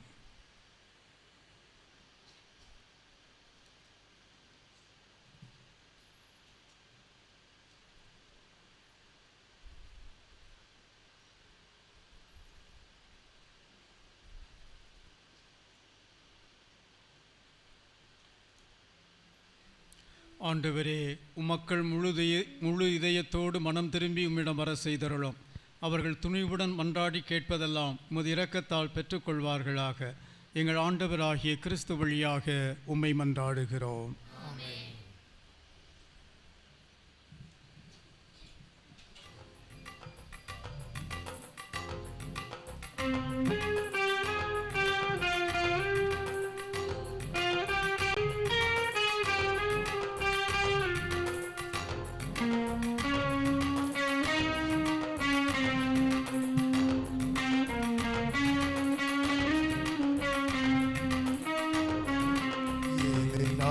தருவேன் இறைவா, உன் இதயத்தின் அன்பிற்கீடாக இதை நான் தருவேன் இறைவா, இதை நான் தருவேன் இறைவா, உன் இதயத்தின் அன்பிற்கீடாக இதை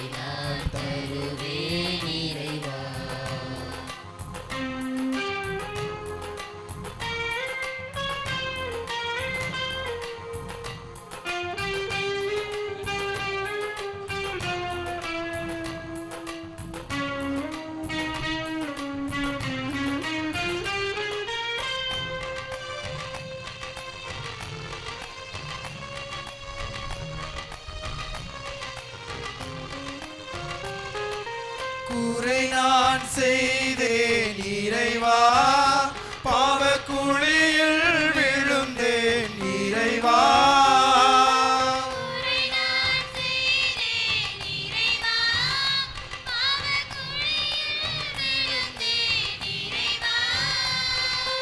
கரையாம் பாவத்தை நீக்கிடவே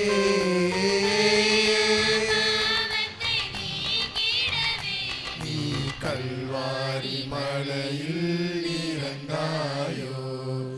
எதை நான் தருவேன் இறைவா, உன் இதயத்தின் அன்பிற்கீடாக எதை நான் தருவேன் இறைவா.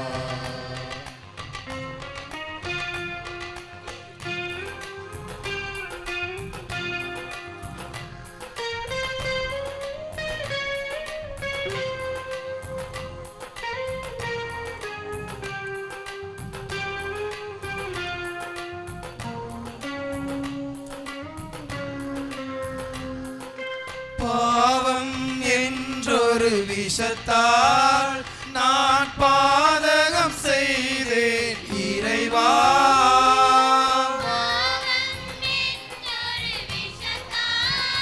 நான் பாதகம் செய்தேன் இறைவா. தேவனே உம் திருப்பாடுகளா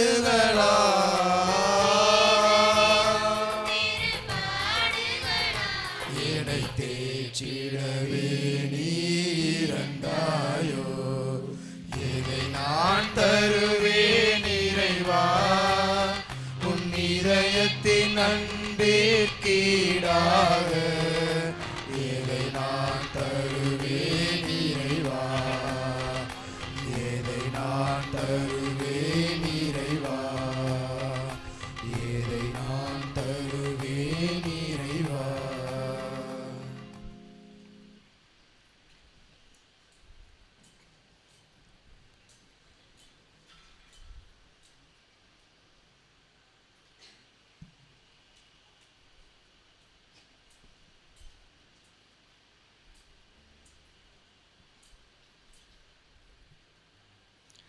சகோதர சகோதரிகளே, என்னுடையது உங்களுடையதுமான இப்பலி எல்லாம் அல்ல தந்தையாக இறைவனுக்கு ஏற்றதாகும்படி மன்றாடுங்கள்.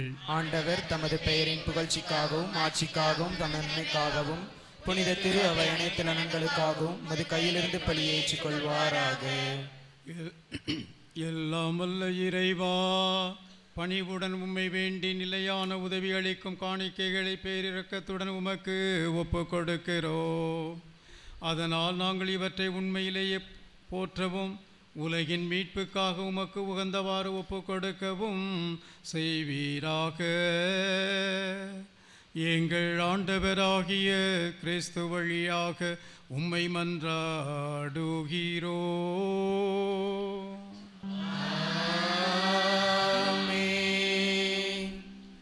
ஆண்டவர் உங்களோடு இருப்பாராக. ஆன்மாவோடும் இருப்பாராக. இதயங்களை மேலே எழுப்புங்கள். ஆண்டவரிடம் எழுப்பியுள்ளோம். நாம் இறைவனாகிய ஆண்டவருக்கு நன்றி கூறுவோம். அது தகுதியும் நீதியும் ஆனதே. ஆண்டவரே, தூயவரான தந்தையே, என்றும் உள்ள எல்லாமல்ல இறைவா, எந்நாளும் நாங்கள் உமக்கு நன்றி செலுத்துவது மெய்யாகவே தகுதியும் நீதியும் ஆகும். நிறைவான வாழ்வை நாங்கள் பெற்று அனுபவிக்க நீர் எங்களை தூண்டி எழுப்ப தவறுவதில்லை. நீர் இரக்கம் மிகுந்தவராய் இருப்பதால் எங்களுக்கு தொடர்ந்து மன்னிப்பு அளிக்கின்றீர். உமது மன்னிப்பில் மட்டுமே நம்பிக்கை வைக்குமாறு பாவிகளை நீர் அழைக்கின்றீர். உமது உடன்படிக்கையை நாங்கள் பன்முறை மீறினாலும் நீர் எங்களை விட்டு விலகுவதில்லை. உம் திருமகனும் எங்கள் ஆண்டவருமாகிய இயேசு கிறிஸ்து வழியாக மக்களை உம்மோடு புதியதொரு உறவால் மிக இறுக்கமாக பிணைத்து கொண்டீர். இனிமேல் இப்பிணிப்பை எவ்வகையாலும் தளர்த்த முடியாது. ஆகவே உம்முடைய மக்கள் ஒப்புரவாகுமாறு அளிக்கப்படும் அருள்மிகு இக்காலத்தில் நாங்கள் உம்மிடம் மனம் திரும்பி வந்து கிறிஸ்துவில் மீண்டும் உயிர் பெற்று வாழ செய்கின்றீர். மேலும் எங்களை தூய ஆவியாரிடம் தொடர்ந்து கையளிப்பதால் மாந்தர் எல்லோருக்கும் தொண்டு புரியவும் எங்களுக்கு அருளுகின்றீர். ஆகவே இவற்றையெல்லாம் நினைந்து வியந்து நாங்கள் உம்மை அன்பின் ஆற்றலால் போற்றுகிறோம். வானோரின் எண்ணற்ற அணிகள் இசைக்கும் பண்ணோடு எங்கள் குரலையும் சேர்த்து நாங்கள் மீட்புக்காக உளமகிழ்ந்து முடிவின்றி பாடுவோமாக.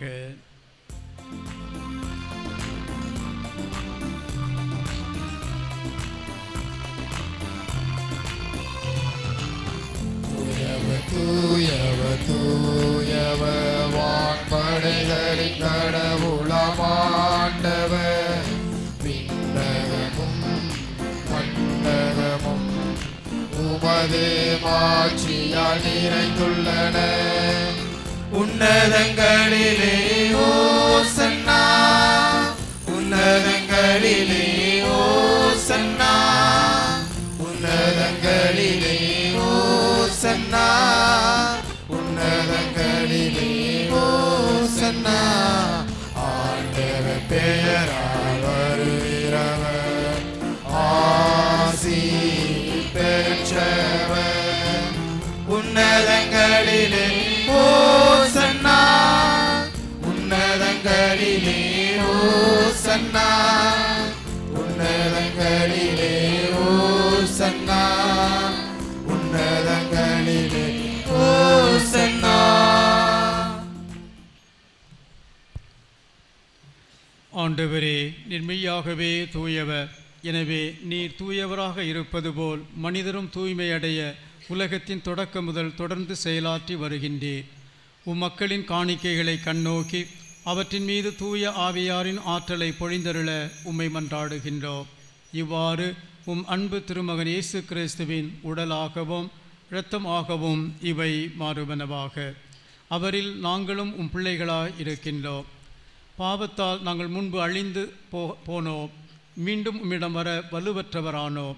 ஆயினும் நீர் எங்கள் மீது அளவற்ற அன்பை பொழிந்தீர்.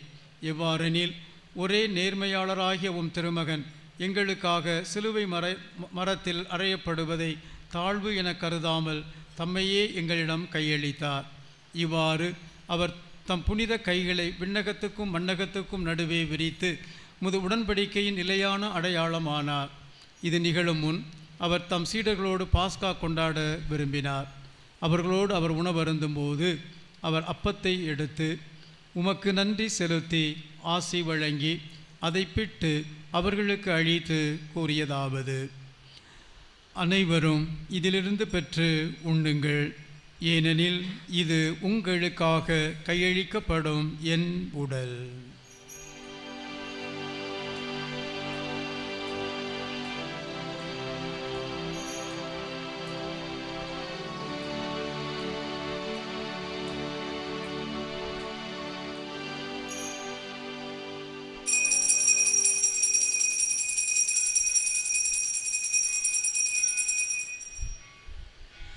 அவ்வண்ணமே சிலுவையில் சிந்தப்படவிருந்த தமது இரத்தத்தால் அனைத்தும் தம்மில் ஒப்புரவாக்கப்படும் என்பதை அறிந்திருந்த அவர் இரவு விருந்தை அருந்திய பின் திராட்சை ரசம் நிறைந்த கிண்ணத்தை எடுத்து உமக்கு மீண்டும் நன்றி கூறி தம் சீடர்களுக்கு அளித்து அவர் கூறியதாவது: அனைவரும் இதிலிருந்து பெற்று பருகுங்கள், ஏனெனில் இது புதிய நிலையான உடன்படிக்கைக்கு உரிய என் இரத்தத்தின் கிண்ணம். இது பாவ மன்னிப்புக்கென்று உங்களுக்காகவும் பலருக்காகவும் சிந்தப்படும். இதை என் நினைவாக செய்யுங்கள்.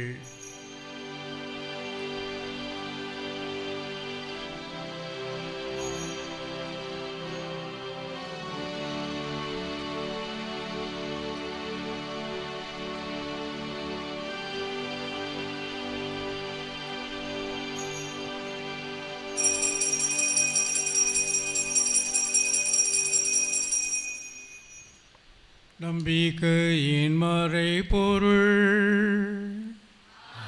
தேவரே, நீர் வருமளவும் உமது இறப்பினை அறிக்கையிடுகின்றோம், உமது உயிர்ப்பினையும் எடுத்துரைக்கின்றோம். ஆகவே எங்கள் பாஸ்காவும் உண்மையான அமைதியுமாகியவும் திருமகன் இயேசு கிறிஸ்துவை நாங்கள் நினைவு கூர்ந்து அவர் இறந்ததையும் பாதாளங்களிலிருந்து உயிர் தெழுந்ததையும் கொண்டாடுகின்றோம். உண்மையும் இரக்கமும் உள்ள இறைவா, உன் மகனுடைய திருவருகை எதிர்நோக்கியிருக்கும் நாங்கள் மனிதரை உம்மோடு மீண்டும் ஒப்புரவாக்கும் பலிப்பொருளை உமக்கு ஒப்புக் கொடுக்கிறோம். கனிவு மிக்க நல்ல தந்தையே, உம் திருமகனின் பலியில் நீர் உம்மோடு இணைத்து கொண்ட மக்களை கண்ணோக்கியருளும். இந்த ஒரே அப்பத்திலும் கிண்ணத்திலும் பங்கு பெறுகின்றவர்கள் தூய ஆவியாரின் ஆற்றலால் கிறிஸ்துவில் ஒரே உடலாக இணைக்கப்படுவார்களாக. அவ்வுடலில் உள்ள பிரிவுகள் அனைத்தும் அகற்றப்படுவனவாக.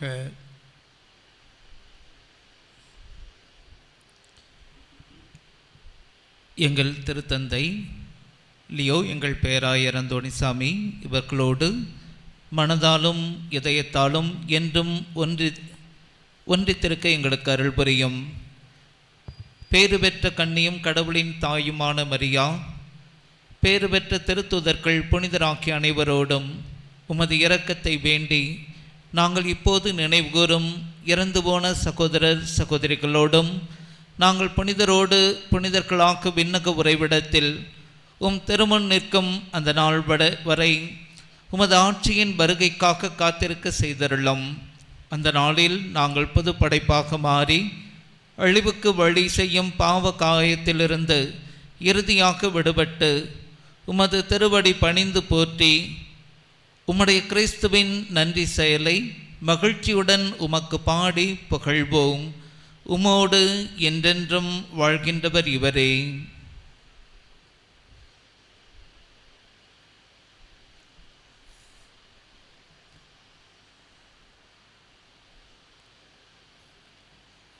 இவ வழியாக இவரோடு இவரில் எல்லாம் வல்ல இறைவனாகிய தந்தையே, தூய ஆவியாரின் ஒன்றிப்பில் எல்லா புகழும் ஆட்சியும் என்றென்றும் உமக்கு உரியதே.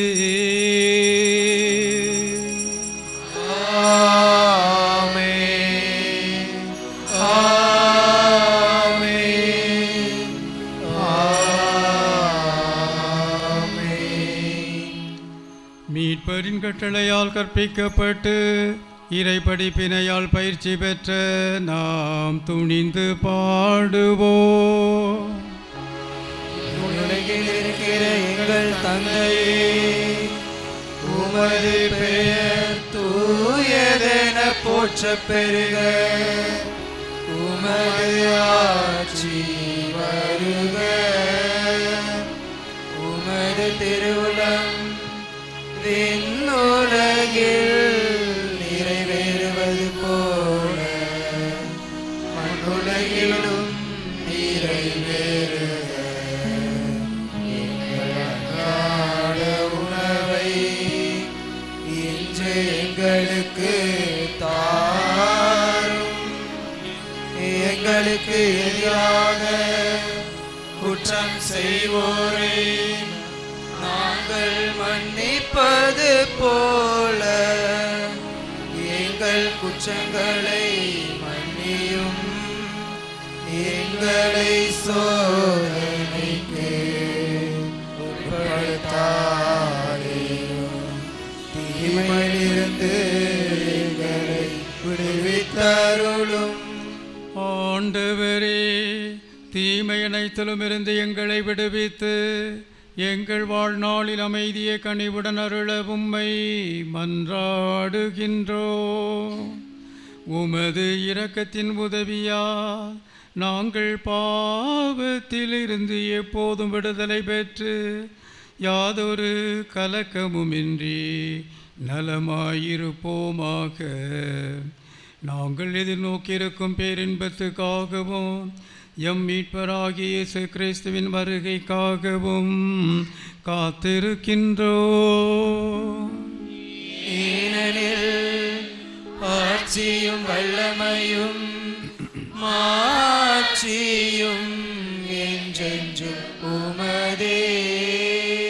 ஆண்டவரே இயேசு கிறிஸ்துவே, அமைதியை உங்களுக்கு விட்டு செல்கிறேன், என் அமைதியையே உங்களுக்கு அளிக்கிறேன் என்று உம் திருத்தூதர்களுக்கு மொழிந்தீரே.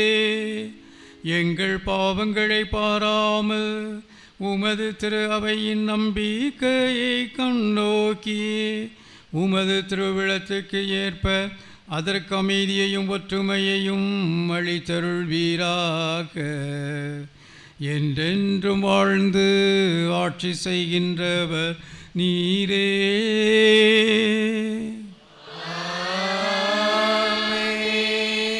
ஆண்டவருடைய அமைதி உங்களோடு என்றும் இருப்பதாக.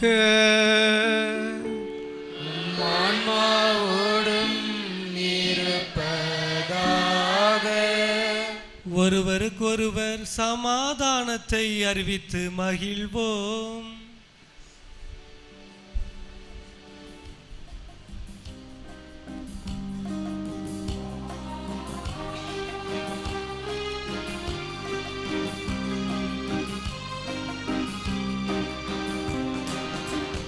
உலகின் பாவம் போக்கும் இறைவனின் செம்மறியே,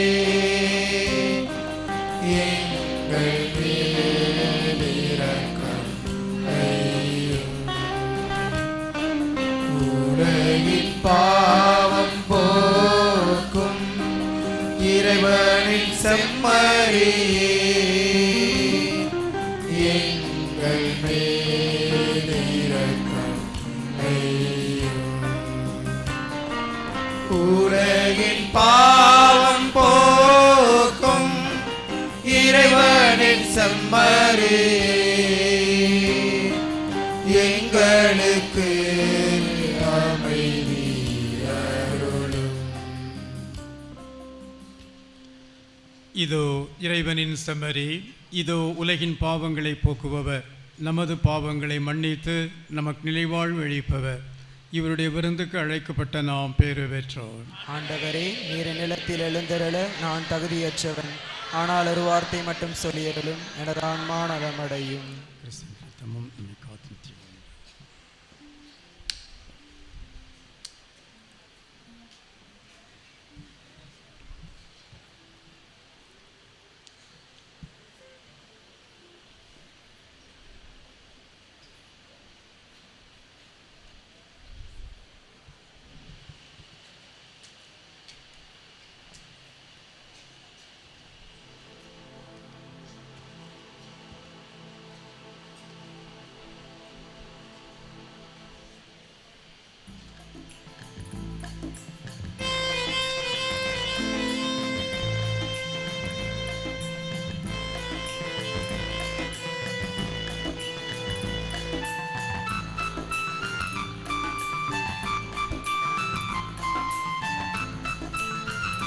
ஹலோ.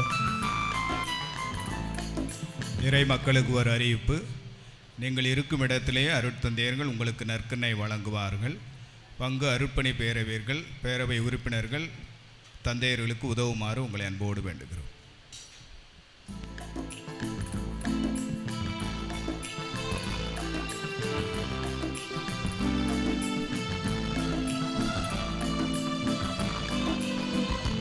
உனை நாடி நாடி வரும் நேரம், உயிர் நாடி உருகி பாடும், சொந்தம் தேடி தேடி வரும் வேளை, சொல்லாமல் சோகம் போகும்.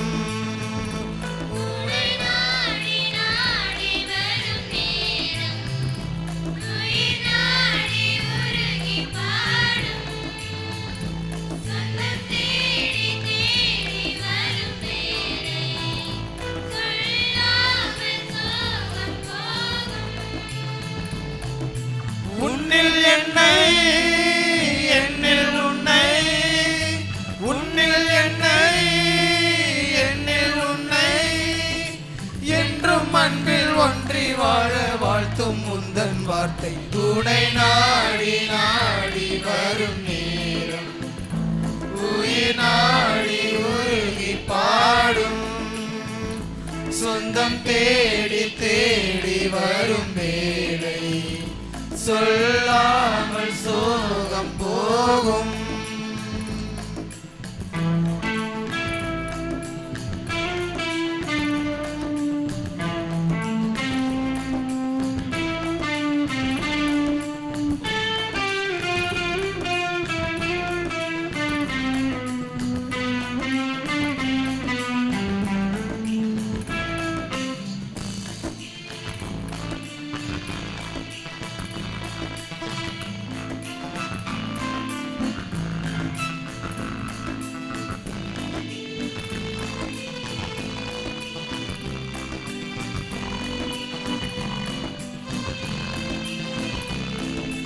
வாழ்வின் ஒளி உன் வார்த்தை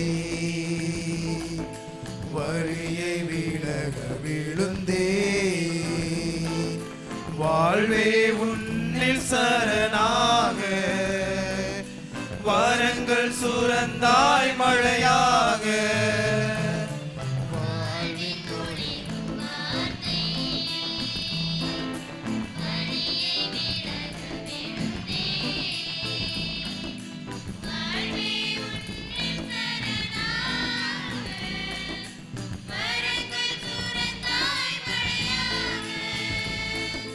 வானம் போன்ற உந்தன் அன்பில் வாழும் ஜீவன் நான்.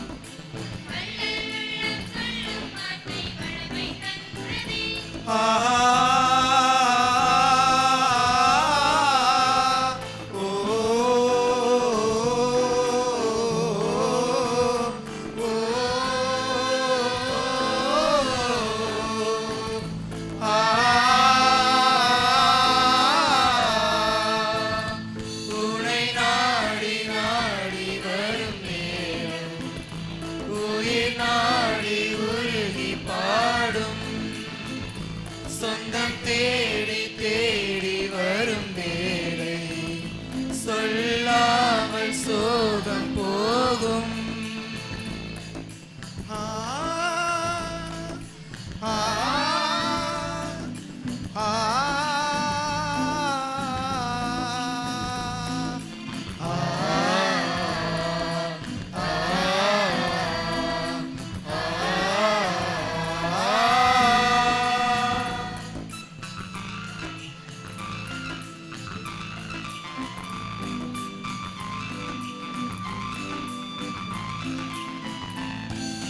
தனிமை இருளின் சிறையில்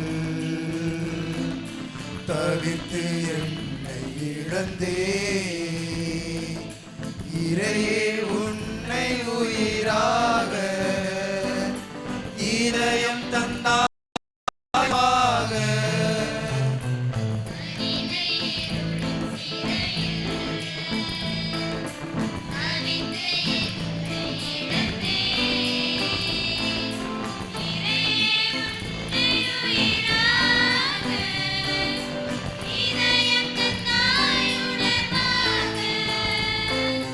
எந்தன் வாழ்வு உந்தன் உறவில் சொந்தம் காண்கிறதே. என் நெஞ்சில் என்றும் சந்தோஷம் தான் சந்தோஷம் தானே. ஆ ஓ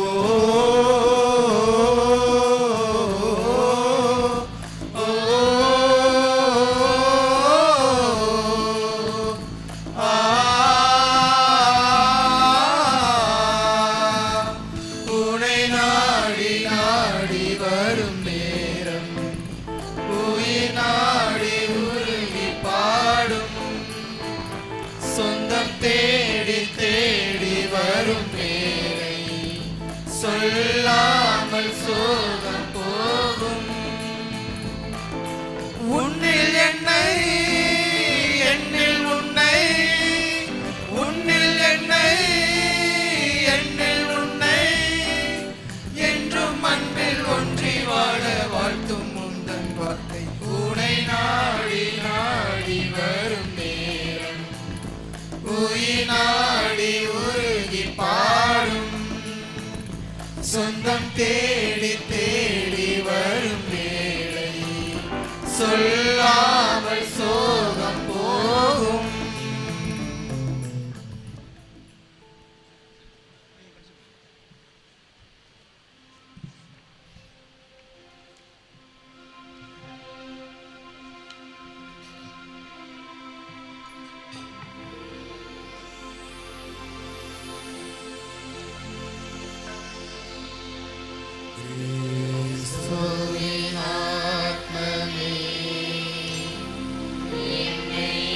ரட்சியும்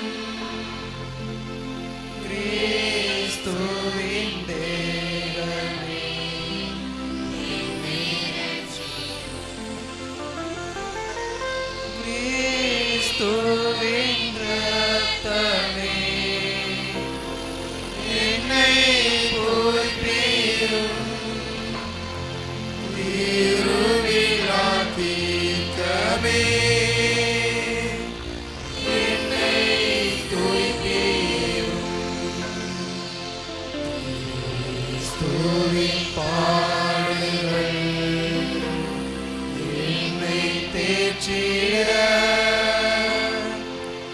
அருள் நிறை இயேசுவே என்னை கேட்டிடும். அரிய காயங்களுள் என்னை வைத்திடும். விரிந்திடா வண்ணமாய் என்றும் கட்டிடும். ஒரு சத்துருவிடம் நின்றே காத்திடும். மரண வேளையில் என்னை கூப்பிடும். பரவலிடம் உம்மை வாழ்த்தவே வருகவென்றோடு எம்மை ஏறிடும்.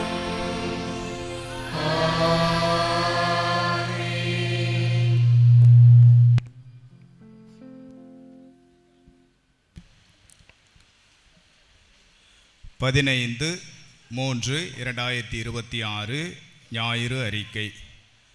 இன்று தவக்காலம் 4ஆம் ஞாயிற்றுக்கிழமை. இந்த வாரத்தில் எல்லா நாட்களிலும் மாலையில் திருப்பலி நடைபெறும். மார்ச் மாதம் 19ஆம் தேதி புனித சூசேப்பருடைய திருநாள் மாலையில் ஆடம்பர பாடல் திருப்பலி நடைபெறும். வருகின்ற வெள்ளிக்கிழமை செவ்வாய்க்கிழமை வழக்கம்போல் கெட்சமனி தோட்டத்தில் திருச்சிலுவை பாதை ஜெபமும் தொடர்ந்து திருப்பலியும் நடைபெறும். வருகின்ற வாரம் நாம் வெளியூர் திருயாத்திரை செல்லுகிறோம். அதற்காக பெயர் கொடுத்தவர்கள் பணத்தை செயலர் அவரிடம் கொடுத்து உங்கள் வருகையை உறுதி செய்து கொள்ளுமாறு உங்களை அன்போடு வேண்டுகிறோம். இயேசுவுக்கே புகழ், இயேசுவுக்கே நன்றி, மரியே வாழ்க. இயேசுவில் அன்பிற்குரியவர்களே, சரியாக 15 நாட்களுக்கு முன் இதே இடத்தில் நம்முடைய மதுரை பேராயர் அவருடைய திருக்கரங்களால் நாம் அமர்ந்திருக்கின்ற இந்த புனித அந்தோனியார் பல்நோக்கு மையமானது அர்ச்சிக்கப்பட்டு புனிதப்படுத்தப்பட்டு மரியானூஸ் இறை மக்களுக்காக மட்டுமல்ல, நம்முடைய விருதுநகர் மறை வட்டத்திற்கும் மறைமாநில பாசறை பயிற்சிக்காகவும் அவர் அர்ப்பணித்தார். அந்த 15 நாட்களுக்கு பிறகு இன்று இந்த மையத்தில் நடக்கின்ற முதல் நிகழ்வு விருதுநகர் மறைவட்ட தவக்கால திருயாத்திரை. இந்த முதல் நிகழ்வில் தலைவர் நம்முடைய மதுரை திருச்சபையின் தலைவர். இந்த அரங்கத்தில் நிறைவேற்றப்பட்ட முதல் திருப்பலி நம்முடைய பேராயரின் முதல் திருப்பலி.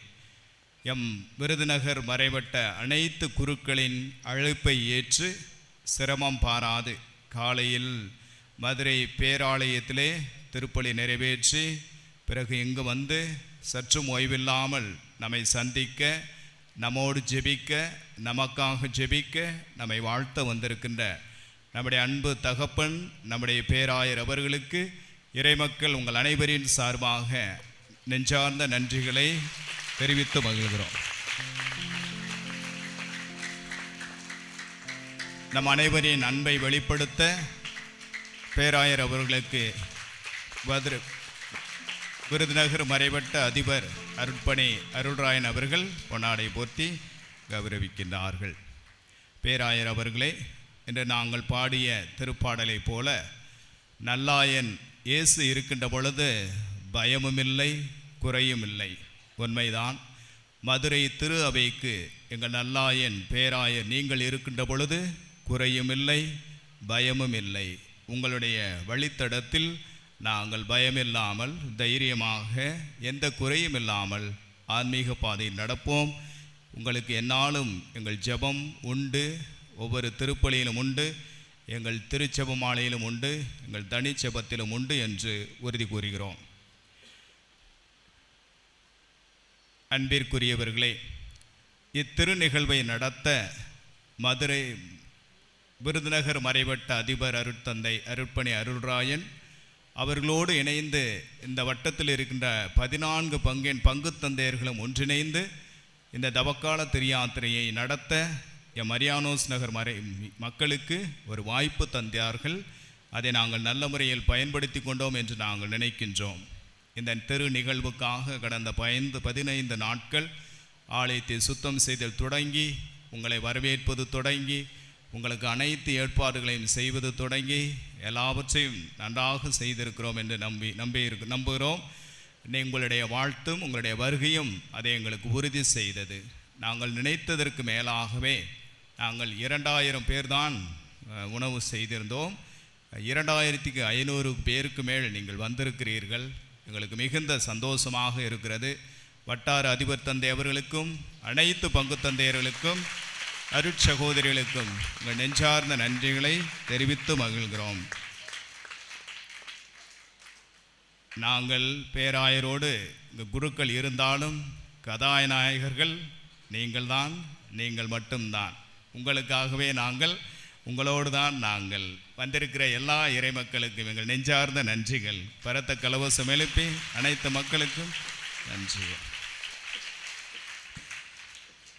அதோடு இன்று காலையிலிருந்து காலை தியான உரையை கொடுத்த அருட்பணி உபத்தஸ் தூத்துக்குடி மறைமாவட்ட அருட்தந்தை அவர்கள் சிறப்பாக நமக்கு தியான உரை வழங்கினார்கள். நல்லதொரு பதிலை நீங்கள் தந்து உதவினீர்கள். அருட்தந்தை அவர்களுடைய தியான உரை தொடர்ந்து நற்கரணை ஆசீர், சிலுவை பாதை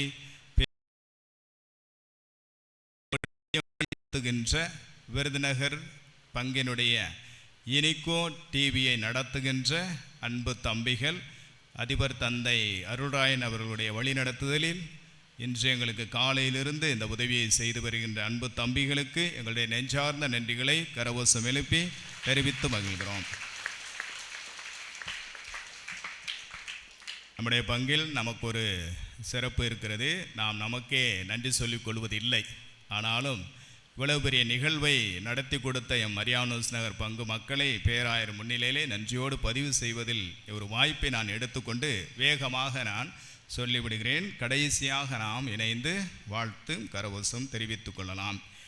இந்த அனைத்து நிகழ்வுகளின் முதுகெலும்பாக இருந்தவர்கள், நடத்தி கொடுத்தவர்கள், ஓய்வு ஒன்றி வேலை செய்தவர்கள், எம் பங்கு அருட்பணி பேரவை நிர்வாகிகள் திரு சந்தோஷகனி, திரு தேவராஜ், திரு ஜான் விக்டர், திரு செபஸ்தியான், திரு லாரன்ஸ் அவர்களோடு இணைந்து இந்த அழகாக இந்த வளாகம் முழுவதும் அழகாக ஒளி அமைத்து கொடுத்த திரு ஜோசப் பீட்டர், காளி மற்றும் குழுவினர் அனைவருக்கும் வழிபாட்டிலே காலை ஆராதனை, திருச்சிலை பாதை, இப்பொழுது அழகாக இந்த திருப்பலியில் பாடல்கள் நடத்தி கொடுத்த திரு லாரன்ஸ் ஆசிரியர், திருமதி மைக்கேல் தேவி குழுவினர், வழிபாடுகள் அனைத்தையும் சிறப்புற ஏற்பாடு செய்த உபதேசியான் திரு பரலோகராஜ் அவர்களோடு பீடப்பணியாளர்கள், ஒருங்கிணைப்பாளர்கள், அன்பு குழந்தைகள் அனைவருக்குமே உணவு தயாரித்த மரிய ஜோதிராஜ் மற்றும் குழுவினர், உணவை இத்தனை பேருக்கும் 20 நிமிடத்தில் பகிர்ந்து கொடுத்த திரு பீட்டர்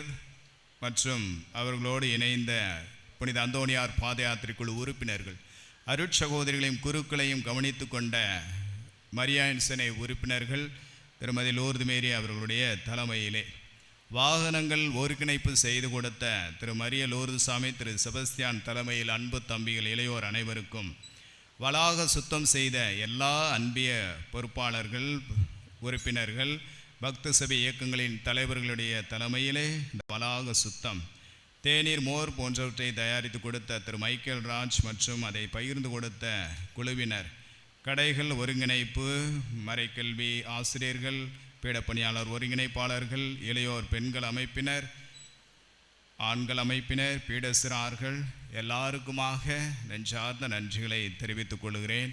நீங்கள் இன்றி இந்த நிகழ்வு சிறப்புற அமைந்திருக்காது.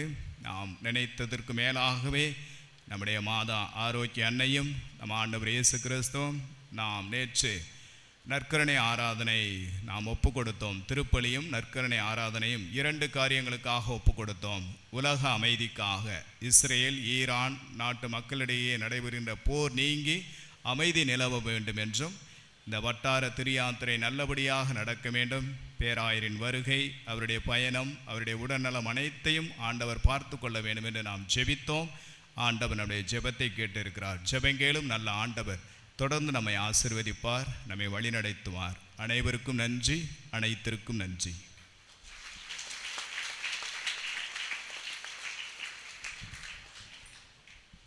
பேராயர் அவர்களுக்கும் அனைத்து அருட்தந்தையர்களுக்கும் இறைமக்களாக்கி உங்கள் அனைவருக்கும் என்னுடைய இனிய வணக்கத்தை தெரிவித்துக் கொள்கிறேன். நம் அனைவருக்கும் நன்றி சொன்ன மரியானஸ் நகர் பங்குத்தந்தை அருட்பணி அற்புதசாமி அவர்களுக்கு நன்றி கூற கடமைப்பட்டிருக்கிறேன். குறிப்பாக ஒவ்வொரு ஆண்டும் நம்முடைய விருதுநகர் வட்டத்தில் ஏதாவது ஒரு பங்கில் வட்டார திருப்பயணம் நாம் நடத்துவது உண்டு. அவ்வாறு அந்த பொறுப்பை ஏற்பது என்பது எல்லா அருட்தந்தையர்களுக்கும் மிகப்பெரிய ஒரு சவாலாக இருக்கக்கூடிய ஒரு நிகழ்வு. எண்ணற்ற ஏற்பாடுகள், செலவினங்கள் அனைத்தும் இருக்கும். எனவே இந்த ஆண்டு அந்த கூட்டம் போட்டபோது நம்முடைய தந்தை அவர்கள் எங்களுடைய பங்கில் நான் அந்த திருப்பயணத்திற்கான ஏற்பாடுகளை செய்து தருகிறேன் என்று சொல்லி அழைப்பு விடுத்தார். 15 நாட்களுக்கு முன்பு இந்த அரங்கத்தை கட்டி முடித்து அர்ச்சிப்பு நடந்தது. அதற்கான அந்த நன்கொடைகள் எல்லாம் பெற்ற அந்த சூழலில் 2 வாரத்திற்குள் இதற்கான ஏற்பாடுகள் அனைத்தையும் செய்து முடிக்க வேண்டிய ஒரு கட்டாய சூழல். ஆனாலும் கூட அவர் திறமையாக ஒருங்கிணைத்து இந்த பங்கு இறைமக்களுடைய பங்களிப்போடு இன்னும் பலருடைய நன்கொடையை பெற்று இந்த நாளில் இதை செய்து கொடுத்திருக்கிறார்கள். அனைத்து நிகழ்வுகளையும் திட்டமிட்டு மிக சிறப்பாக வழிநடத்தி இந்த நிகழ்வு அற்புதமாக நடைபெற நமக்கு ஒத்துழைப்பு தந்த, அனைத்தையும் செய்து தந்த பங்கு தந்தை அவர்களுக்கு நம்முடைய நன்றிகளை நாம் கரவொலி எழுப்பி தெரிவித்துக் கொள்வோம். நம்முடைய வட்டாரத்தின் மூத்த குருவாக இருக்கின்ற அருட்பணி பெனடிக்ட் அம்புரோஸ்ராஜ் அவர்கள் இந்த பொன்னாடையை நம்முடைய அன்பின் அடையாளமாக அவருக்கு போற்றுவார்கள்.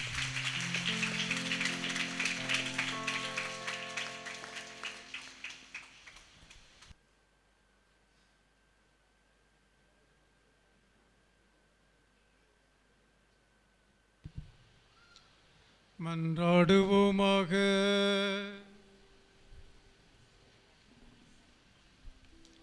அன்பு தந்தையே இறைவா, இவ்வுலகுக்கு வரும் ஒவ்வொரு மனிதரையும் ஒளிர்விக்கின்ற நீர் எங்கள் இதயங்களை உமது அருளின் சுடரால் ஒளிவித்தருள உம்மை வேண்டுகின்றோ. அதனால் உமது மாண்புக்கு தகுதியானதையும் விருப்பமானதையும் என்று நினைவில் கொண்டு உம்மை நேர்மையாக அன்பு செய்ய வல்லிமை பெறுவோமாக. எங்கள் ஆண்டவராகிய கிறிஸ்து வழியாக உம்மை மன்றாடுகிறோ.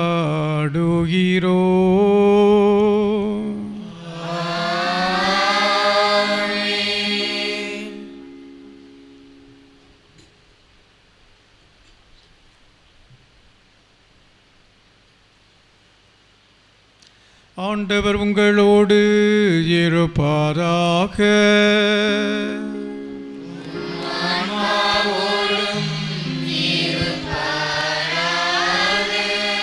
அனைவரும் தலைவணங்கி ஆண்டவருடைய ஆசிரை பெறுவோம். தம் ஒரே மகனின் பாடுகளால் அன்பின் எடுத்துக்காட்டை உங்களுக்கு தந்தை இரக்கத்தின் தந்தையாக இறைவன், நீங்கள் இறைவனுக்கும் மனிதருக்கும் செய்யும் பணி வழியாக தமது ஆசியின் சொல்லற்கரிய கொடையை நீங்கள் பெற்றுக்கொள்ள செய்வாராக.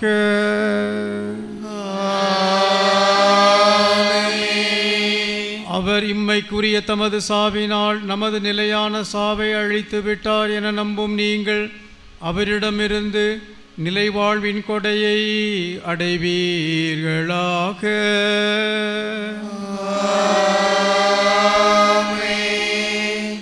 அவர் காட்டிய தாழ்ச்சியின் போதனைகளை பின்பற்றும் நீங்கள் அவரது உயிர்ப்பின் மாட்சியில் பங்கு பெறுவீர்களாக.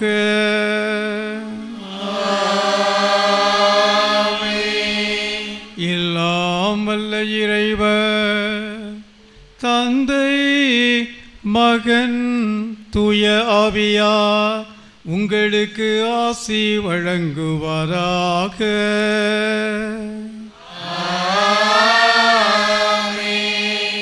சென்று வாருங்கள், திருப்பலி நிறைவேறிற்று.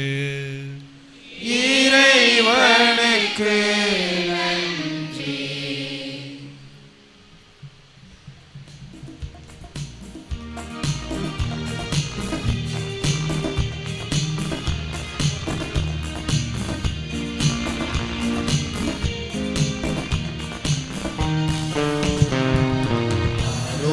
மாதாவே உமது புகழ் பாடி துதித்திடுவோம், எந்நாளும் பாடி துதித்திடுவோம்.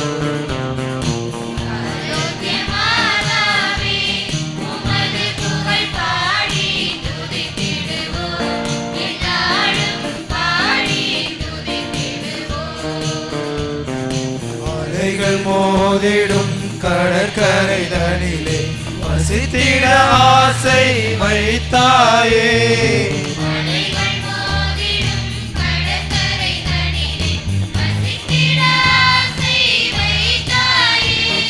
பலவித கலைகளும் பாரினில் சிறந்திட அனைவருக்கும் துணை புரிந்தாயே.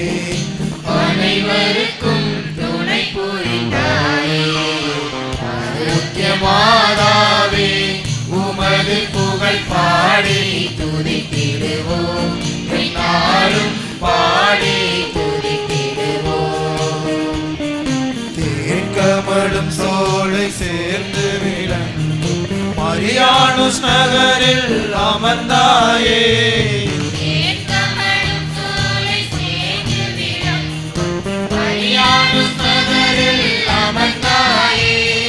வானுலகும் இந்த வையகமும் அருள் ஓங்கிட எங்கும் நிறைந்தாயே.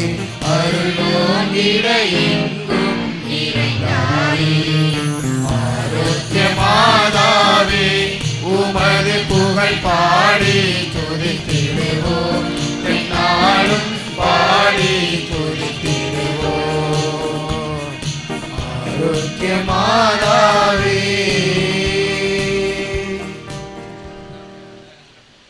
தந்தை மகன் தூய ஆவியின் பெயராலே ஆமென். இயேசுவுக்கே புகழ், இயேசுவுக்கே புகழ், இயேசுவுக்கே நன்றி, இயேசுவுக்கே நன்றி. மரியே வாழ்க, மரியே வாழ்க.